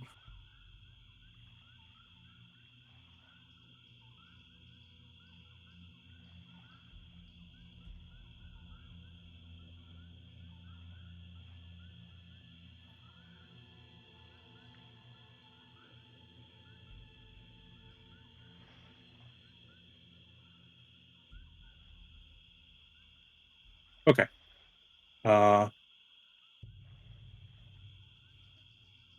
You all wake up to a scream from the center of town.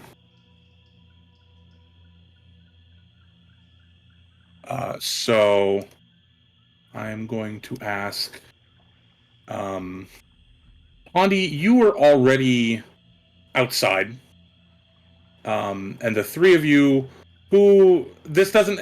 What I'm saying is that this doesn't have to be the order that you guys ran out of the inn in. Who would have been first out?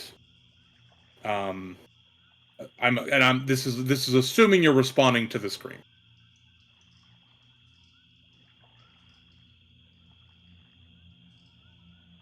Who would have been first? I feel like Fen would have been first out. I think that Bullion would be first out. Yep. Okay. Probably, right? Remy is a heavy sleeper, and Zethic's got little legs. Would it then be Remy and Zethic after? I think I would Yeah, certainly be the last one out. Okay. Sorry, you were the inn was to your right, so that's where we're coming through. Okay. So you're all kind of looking around. It's kind of hard to see. Pondy, you're the one with the best view. But crawling out of the muck, you see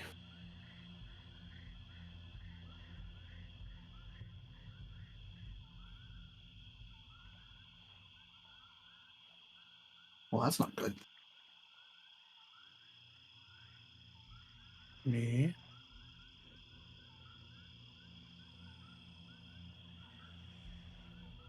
All right, if I could have everybody roll their buttons, please.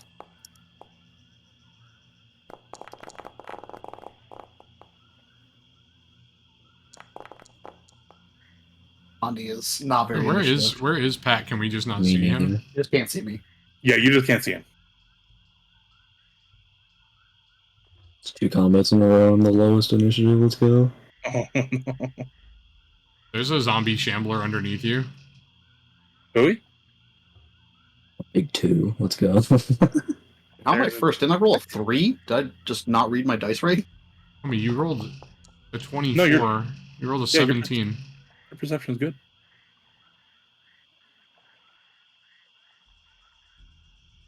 Yeah, you're at +7, dude. So you rolled a 17. I misread my Wait, dice. why did I thought roll that was medicine 3 plus my for it? bonus. Oh, wait, what? Did it have you roll medicine? Oh, it did. Oh. I think... Oh, I know why. Here's why. Yeah, you have your initiative set to your medicine spell. Oh, I was wondering how to do rolls for other stuff. Yeah. Here, you know what? Let me... can I just have No, it's you fine. reroll? I Are don't you know. sure? Yeah, this is fine. Alright. Alright. We're gonna begin the encounter. Let me check off the ambiance and return the battle music. Cool. Alright, Pondy, conveniently, you are first. You see these waterlogged flesh is just sloughing off of them. Shambling corpses. But moist. And But moist. and Hate that. Humbly request they be any other thing but moist. I knew some people would hate that. And they look. I mean, you're the nearest thing to them. And it is your turn. What would you like to do? Pondy's gonna run down the dock towards the inn. Yeah, you know where the inn is. So yeah. To this, it's to my right, right? Yep. I'm gonna run 20 feet this way. I see my friends. Okay? So sorry, the little technical thing because the map didn't stop you. You would have had to go one up. You wouldn't have been able to. I only moved 20, so let's see. Yeah. So I'm just saying that this is your 25. You've taken one action. Right. 20. Yeah. That's my one action to move. Yep. And what do I do? Besides screaming about the zombies.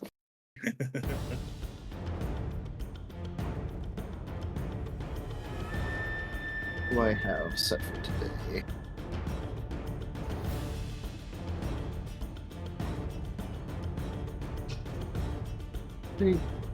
Background. What does difficult terrain entail? It just like reduces movement through it, right? Yeah. So it costs basically double movement to go through that square.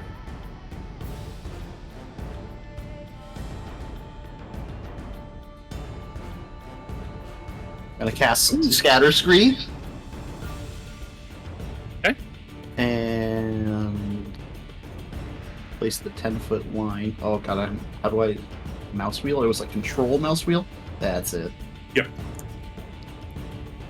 Worried about this closest shambler. Place it like so. You would roll the slate. Does 10-foot line not have to be from you? I don't think so. Because it has a 30-yard range. It has a 30-foot cast range. Oh shit, you're right. Okay. Yeah. So let me That's got make the my fucking lawyering out right away. reflex save, or attempt to anyway. Oh shit. Okay. Roll your damage and it's gonna take double. Critical failure. Oh wait, why'd that hit me? Or did it hit me? No, it didn't. Okay. No. So the numbers like popped out of my. No, then he takes the double. Yeah. Yep. Cool. And then that area is double movement. I'm sure that will. Yeah.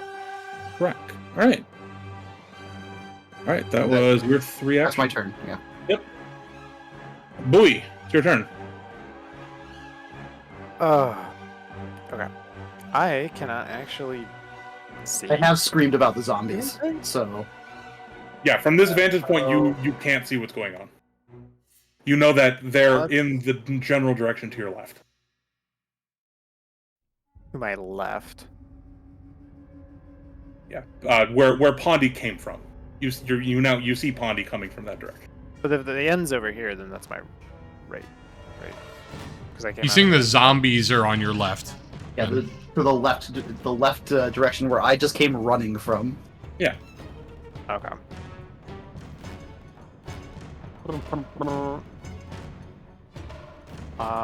Let's move here.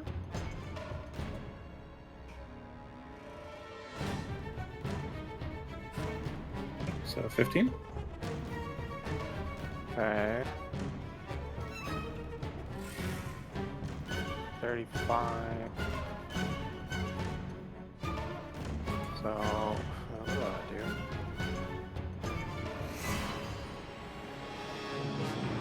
Guess we can shoot this zombie? Okay. Do you wanna hunt prey at first? Sure. Okay. That's not Mod is the wrong button. it. That is the right button. Okay. God, the functionality of this tabletop is so good. I wish I could more easily put like my attacks on this hotbar so I don't have to like go into my sheet every time, but I understand why I maybe need to. You should be able to distract stuff. Yeah, but I don't want to do it right. I don't know how to do it, and I don't want to do it right now. Yeah, well, we can work on it later. Cool, the hit. Roll me the damage.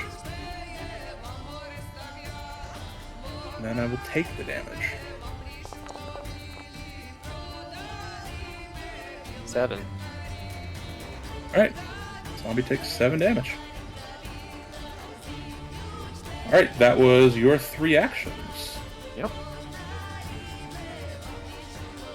Okay. Number 4. What is there? I'm just making sure I don't... Yeah, they're slow, right? Yeah. So they only have 2 actions. Okay. And their speed is 25 still. Moans moistily. Say it's kind of a gurgle. Okay, that's all it can do.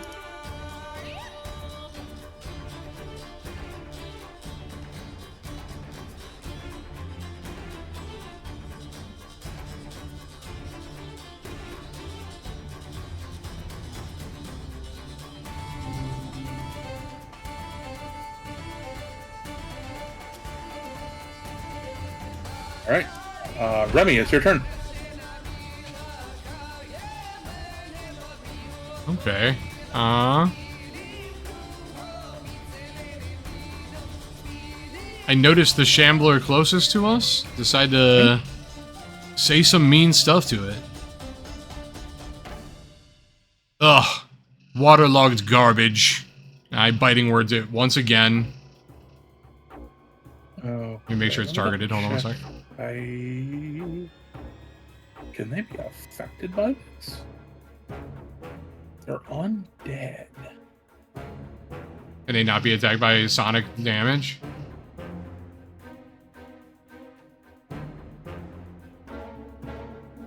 Oh, okay, no, it's not a mental effect, it's sonic damage. You're right. Right. Okay, roll me your attack. Sorry, that's what I was just checking. Okay, go ahead and roll the damage.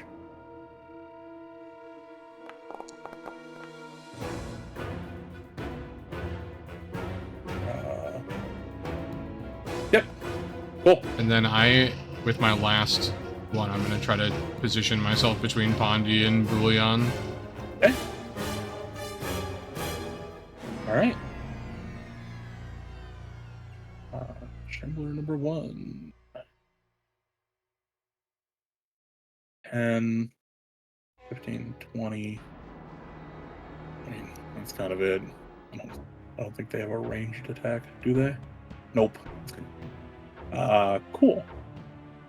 Zethic, it's your turn. It takes an action to draw your weapon, right? You can draw one thing on as part of a move action. Okay. So I'll draw my scythe and then move in front of this zombie. Everything. Is it 2 actions to attack, or is it just 1? Just 1.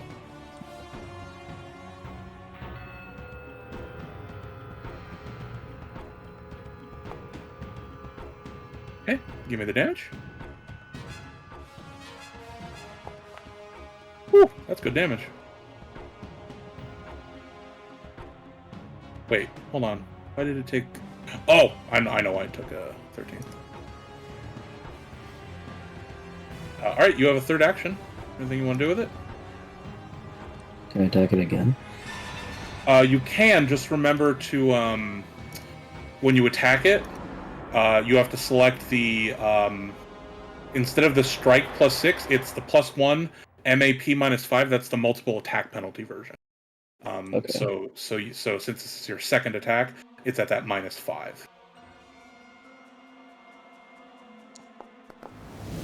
Oh my god! Alright, get hit me with that critical.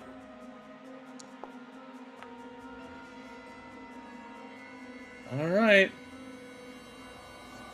I just walk up and just effortlessly behead it.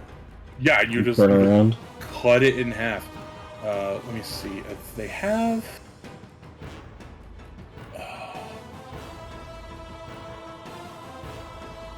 Okay. Wait, don't they have zombie vitality? Isn't that a thing? I have to get rid of that. Maybe Chandlers don't have it. Okay. Awesome. All right, that is the end of your turn.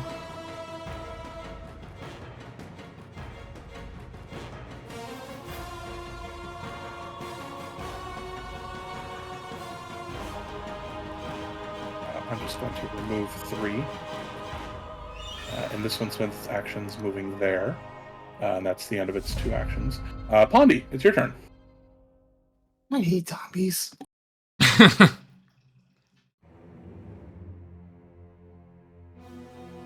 We're gonna go ahead and go with Timber because we got that natural lineup. Gonna feel great. You do.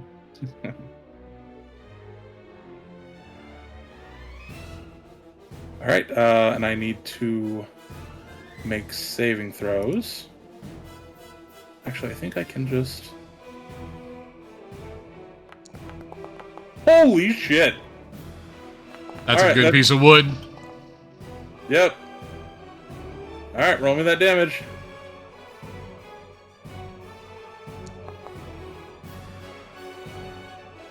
Alright, so...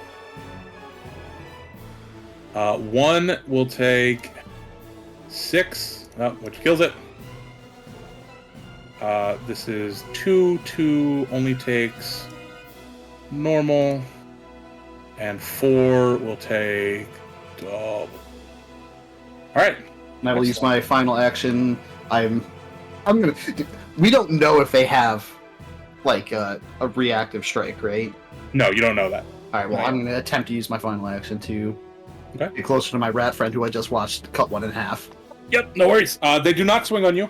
And I will note that, so since you're on the bridge, you did have to move past Remy. Moving through allied squares is double movement, so Okay. it did take you 15 to get that. Just for point of order, Okay. just to make sure everybody knows. But yeah, so you casted the 2 action spell, and then you moved. Great. It is Bowie's turn. Okay. It's poking time, I think. You don't forget you will have to reload your crossbow with an action. Not that kind of poking. Oh, are you? You meant the sexy kind. Yeah. Okay, so you would have to drop, unless you're spending an action to stow your other weapon. The option here is to drop your crossbow on the ground. Oh, I see. You can drop a weapon for free, but to stow it back in your pack so you're still carrying it is another action. But he can draw this one during his movement. Yeah. So Yeah, so I you can draw can this one in my movement, you can put the crossbow away. You can move and draw your halberd on the move, and then you can attack. That is, you just won't be able to hunt prey anything. That's fine. Yeah. I'll just Okay. I'll just sheath it and swap and just do the one lane Okay. attack. No, that's. I just wanted to make sure that you were aware of what was happening. Or, well, hold on. Because if I see, I wonder, does this cause? Does this matter where it says like draw one-handed, draw two-handed? It'll affect the damage of it. I didn't think that you could use. You halberd one-handed. you can't swing it one-handed. So I don't even know why that's like an option. But apparently, like for whatever reason, if I wanted to, I could draw it one-handed and then change grip, and both of those have the icon for costing one action point, which just feels weird. Like, why would I ever not draw two-handed? Because it comes into play, you can draw it, but if you wanted to draw it for your next turn, but wanted to like cast a spell that requires a free hand this turn, you would draw it one-handed, and then you would interact next turn to change the grip to then use a two-handed next turn. Yeah, things that Bowie doesn't need to think about. Yeah, not right now. Okay. So, All right, and then well, go ahead and attack the one in front of you. Here we go. Yeah, we'll go. You weren't targeting the 12? zombie. What was I not? I thought I clicked on him. Oh, my bad. Do you want me to reroll that, or you just want to? Yeah. Does this matter for the? I'll take it. I just don't know if that hits. I don't think I'll it reroll does. it. I don't know that it matters if I'm targeting it or not. Unless it's I don't know if Foundry's doing like AC calculation. Yeah, It does, no, yeah. so- It does yeah, that, so- yes. Yeah. So I'll it'll- just re-roll it then. Okay. Ow. The first one would have hit. Yeah. Lucky. Don't forget to target things. It's important. I genuinely thought I did. I thought I It's okay. moved my portal, but I guess I moved my character sheet, but I guess I didn't move it far It's enough. just something to keep in mind. Again, first session, we're all learning. Okay, but that was your turn. Yep. Now it's number 4's turn, and it gets to do things. It's gonna attempt to swing on you because you are right there and you are tasty. All right, it is targeting you. It is going to attempt to fist you first. Jesus. I've seen this one. Oof. Whoa, that was real close. Sorry, real close to a critical, but it did not critically hit you. Goddamn. Okay, so.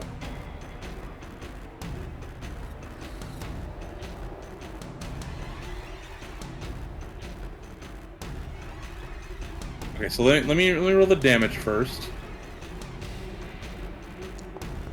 Then I'm going to apply the damage to you.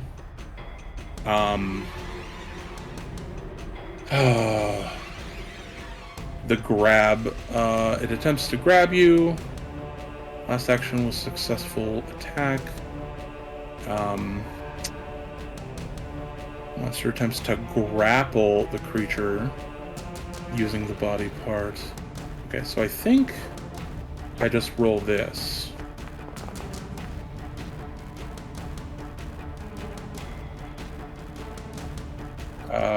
Wait. Why did that... Oh, nope. I fucked that up. Ignore that. Select him. And it's targeting you. That's going to be the grapple. Okay. Damn, this zombie's got some skills. And then I'm going to apply the grabbed to you. Do we see that? Yep, in the top left corner, the little grabbed action. And because you are grabbed, it's now going to attempt to bite you.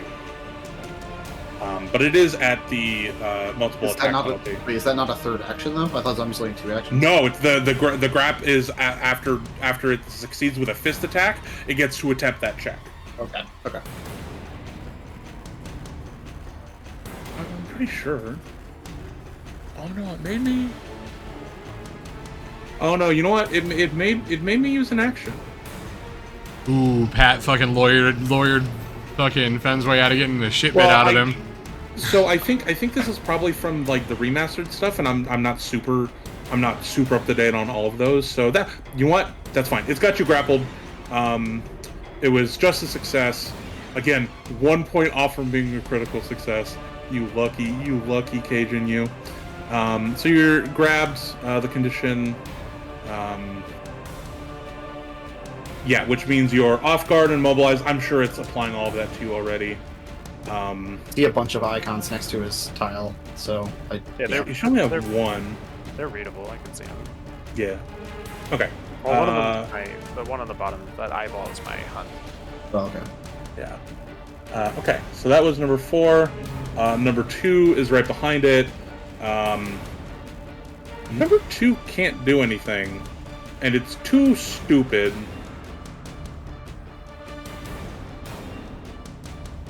Yeah, it's just gonna pass. Remy. It's not good stuff. First thing I'm gonna do is I'm going to cast Guidance on Bullion. Okay. And then I'm going to phase bolt the one that's grappling him. Oh.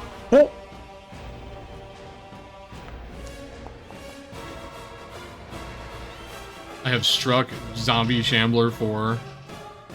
Yep. I was gonna say it should have cover. I'm trying to remember how I toggle cover, but like you hit by over 6, so yeah, just roll me the damage. The cover's not. He doesn't have that much cover. Whew. All right, he's gonna take that 7 damage. Okay, I think that's your turn. Zephyr. Alright, we're going swinging.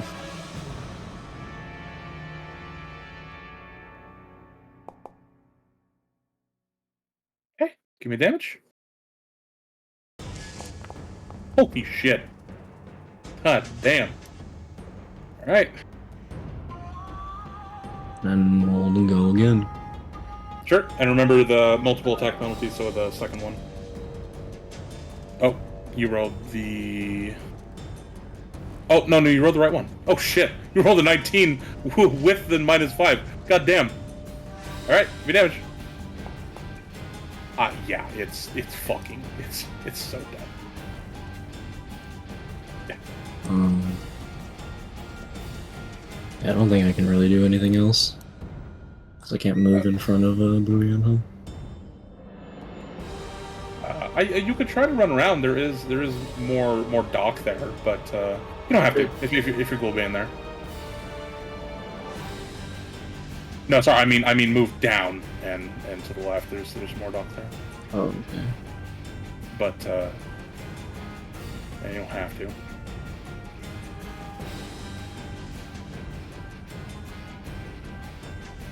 Oh, I thought it like wrapped around, but No, not quite. okay.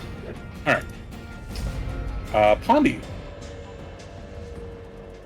Do small like I'm like don't like small characters, aren't they able to share a tile? Because can't they like walk on top of someone, or is that not in combat? No. Okay. No. All right. Well, we're gonna go back to the good old scatter screep.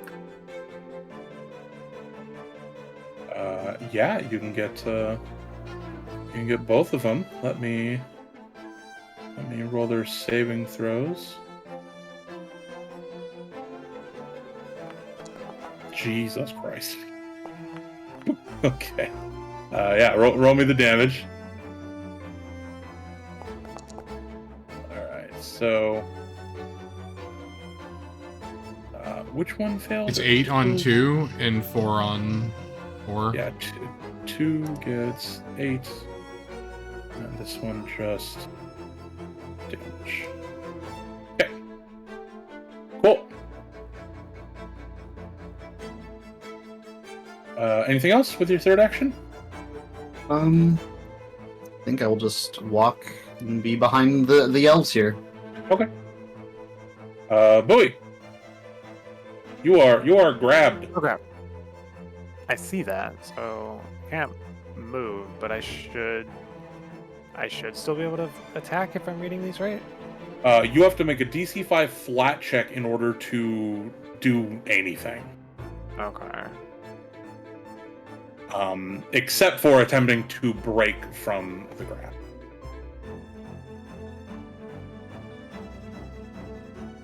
Remind me again what a flat check is. It says you see the roll things in the bottom right. It says DC 5. That's the one you would click. Oh, well, There you go. I just rolled one. So, and the flat check is only if if you attempt to take an action with the manipulate trait, which attacking is, you have to tells you grabbed consider them. Yeah. So the DC 5 is to, if you fail the DC 5, you just lose the action. Okay. So what are you just attacking with your first action? No. I actually have a question about that. I've got a halberd, so I've got essentially 5 yards of reach. Right? Or not 5 yards, but 5 feet. I don't think 5 feet is one tile. Reach. Yeah. He's trying to attack around the one that's grabbing him to the one behind it. Oh. Yeah, I should be able to. You could.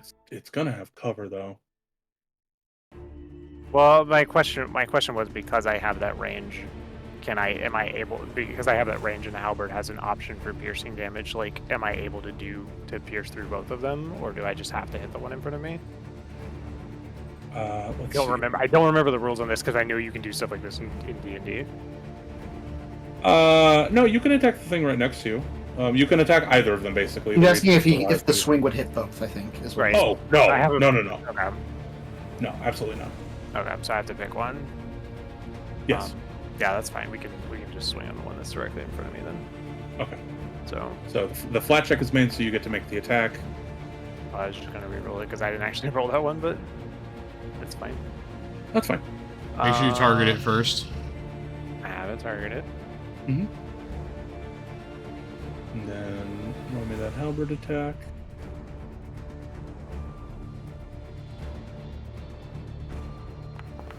Oh, let's go. Dude, your guys' dice are on fire. I don't That's feel that crazy. way. I feel like I rolled a nat one.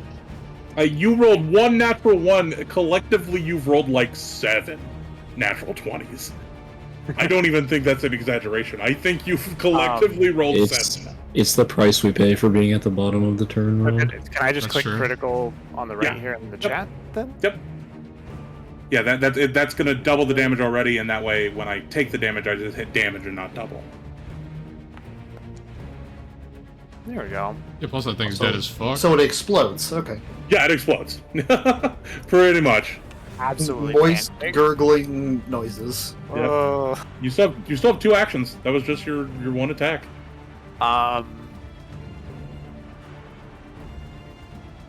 Yeah. Okay. Well, you're no longer grabbed, right? Oh yes. Let me take that off. And you do still have. Are you, as the DM, are you always responsible for removing debuffs like that, or is that? Like, It's probably best if we. Well, I mean, I can let you guys do it, or I can do it. It doesn't really matter. they're like clicked um, off right by us, right? Like in like the top right or something, right? Or Yeah, are they- you can right click, and because you guys are owners of your own tokens, you can assign status effects, so you click them on or off. Okay. So yeah, it can be you guys too. No, it's not. That's fine. So I'm gonna go ahead and hunt this one. Okay. And try to hit with your second attack. You can also use. Well, you can use guidance on your attack also. Yeah, but I'm before that, as part of my hunt action, I'm gonna throw a recall check because I actually have Monster Hunter. Oh, so it gives you a free recall check? That's what it says in my thing. Cool. Monster Hunter says, as part of the action you use to hunt prey, you can attempt a check on recall knowledge about your prey. If you critically succeed at identifying your hunted prey with recall knowledge, you will note a weakness in a creature's defenses, gives you +1 circumstance bonus to your next attack roll against your prey. And anyone you tell gets the same benefit. Okay. It's a religion check. Okay. Let's see. Where are you? Religion. Under all your proficiencies, they should all be there. That holds all your skills. 12 oh. 12 is not enough. 12 does not It is not. succeed at It all. is not. But that's fine. He's still hunted. Mm-hmm. So that third action. Let's go ahead and swipe at him. You said it was this. Which one is it? The -5 one. The map -5. Yeah. Okay. MAP, multiple attack penalty, -5. And then I've got guidance. Oh, hold on. Did I screw? Yeah, I've got guidance. I've got.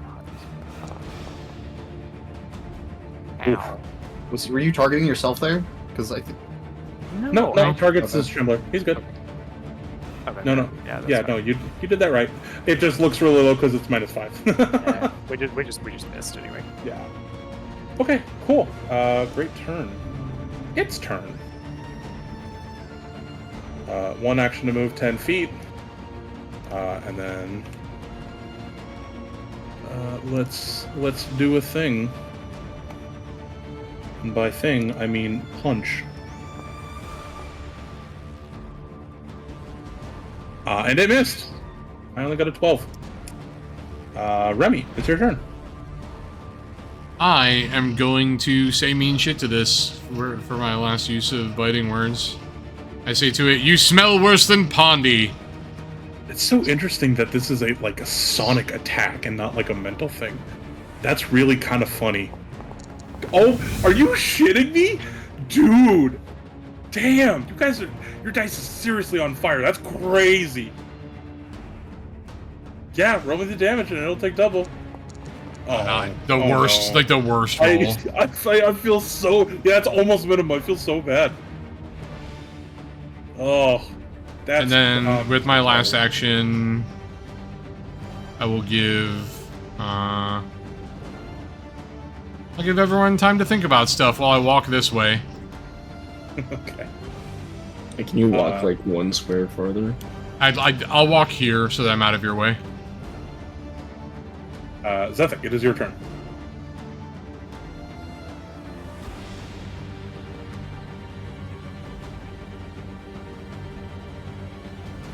$25?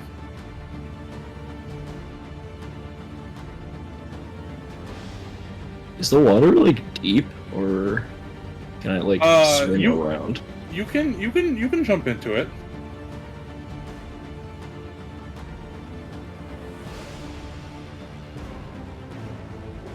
Do I have to roll like a swim check to like keep going, or? No. Now if you wanted to like jump up onto the boardwalk, I would have you roll me a athletics check to do that. But yeah, just swimming through the water, no, you're fine. Am I like, is the dock high enough off the water that I couldn't hit it from here? Yes, it would have some cover. How do I add cover? Let me.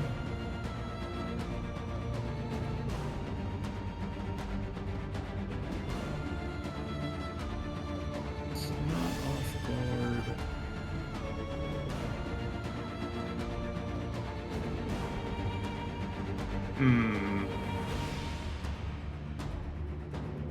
I'll figure that out later. But yeah, no, you can hit it from there.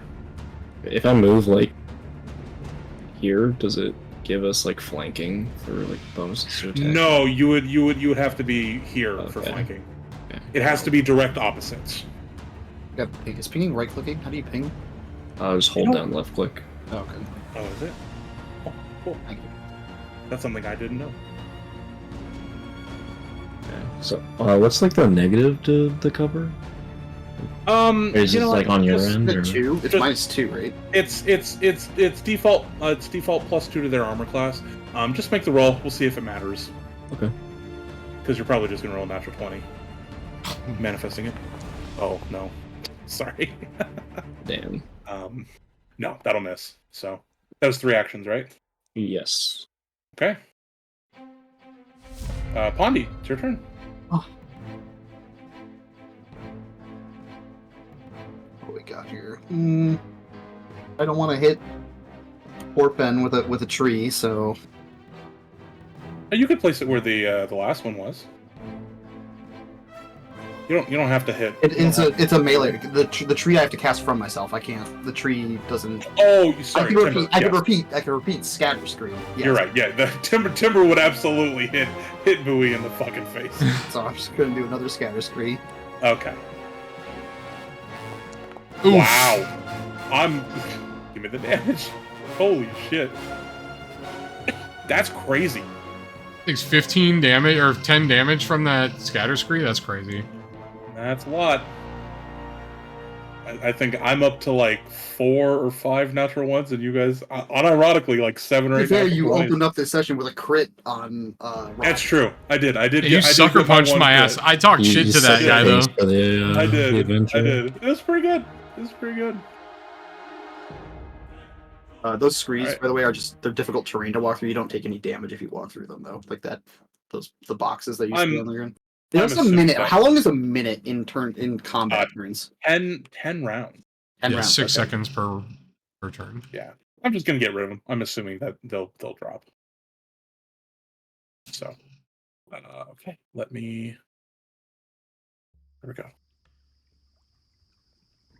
All right. You collect yourselves after the sloughing skin moist zombies slop to the boardwalk floors in the wee hours of the morning. It's probably like 6:30 a.m.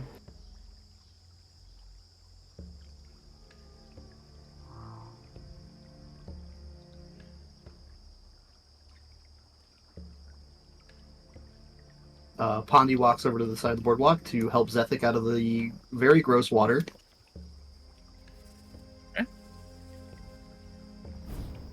I pat Pondy on the head. Ugh. So I climb like back onto the boardwalk.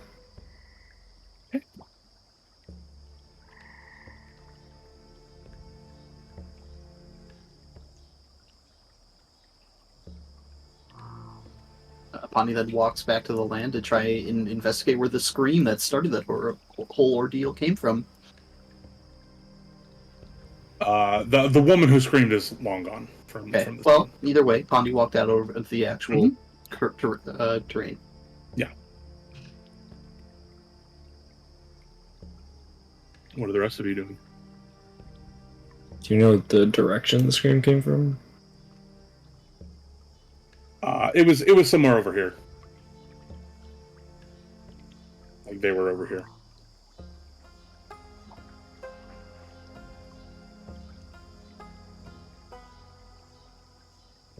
How are you doing, You're- Bouillon?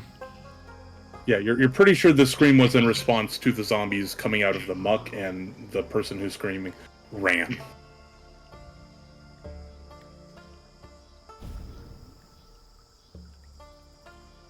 I don't suppose there's any like items of interest on any of the zombies' corpses. Would you care to search? I would. Loot the body immediately. Let's see. I'm trying to think. I'm pretty sure this is an active perception check from you, so it's not a secret check. Yeah, anybody who would like to search can give me a perception check. Okay, you keep saying that it's in proficiencies. Is that on the character sheet? Yeah. Perception is not in the proficiencies tab. Perception is right under your armor class, in between initiative and armor class. It's like its own thing. It's not a skill. It's like its own thing that everybody gets. Oh, cool. Oh. Ruh-roh. What do I get for borrowing Crixian's dice? What? I don't know what you're talking about. Pondy got an 11. Yeah, you're kind of looking around. There's something shiny in a pile of one of the sloughed flesh corpses of what used to be the zombies. Pondy, as inquisitive as she normally is, would immediately walk over to take a look at it. Okay. Yeah, no, you look and you pull out another 6-inch cylinder of shadow glass. And then you notice that there is a 6-inch cylinder of shadow glass in each of these bodies. I look at all of my companions who are lined up on the dock and just wave the shadow glass at them before stowing it under my mossy cloak. Yeah, Remy, you see Pondy collect and pocket 5 whole 6-inch cylinders of shadow glass. All right, Stink Baby, give me that shadow glass. Stink Baby. I love Stink Baby so much. Pondy reaches into her mossy cloak and holds something out to Remy in a closed fist. I know that's a mushroom. Give me the shadow glass. Pondy attempts to put the mushroom inside Remy's pocket and starts walking away. I slap Pondy's hand away, and the mushroom flies away. And I follow Pondy. Attempting to coerce the shadow glass out of the Stinky Baby. Give me the shadow glass, Pondy.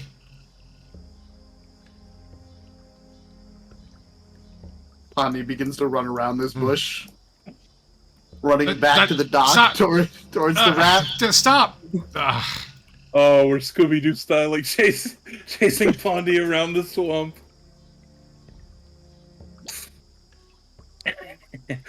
All right. I think that's a pretty good place to end our first session with Remy chasing Pondy around the swamp tree, with the knowledge that the sheriff is aware of the Shadow Glass situation. You've been tasked to deal with the Shadow Glass situation, and hopefully once you've paid your debt for the murders of the civilians, that you may continue on to future endeavors that are all weirdly connected somehow. That's kind of weird how that works out, isn't it? I just want to go on record and say that I didn't murder anyone. I just assaulted someone. You just tore out his fucking collarbone Pondy also with did your murder someone. teeth. Pondy got punched. That's true. and Pondy did then, get and then punched. pricked them back in return. Yeah. But yeah, no, I would call that as a very successful first session. I think No. we're picking up Foundry very quickly. I think this is running very smoothly. Yeah, it's not as bad as I thought it would be. No, not at all. But these are like obviously closed buildings on this map. Are there ways to interact and get inside of them, or is that like? Oh, you tell me. Okay. Fair enough. Apparently, there's just a door. That makes sense. Well, no, because doors are interactable. They're all walled apparently. I didn't personally make this map, so. Mm-hmm. All right, Stream Fam. That's gonna be the end of our first episode of the new Cold One with the Boys campaign. I'm gonna upload this to YouTube so people who missed it can see it. Thank you guys so much for being here for our first one and for interacting.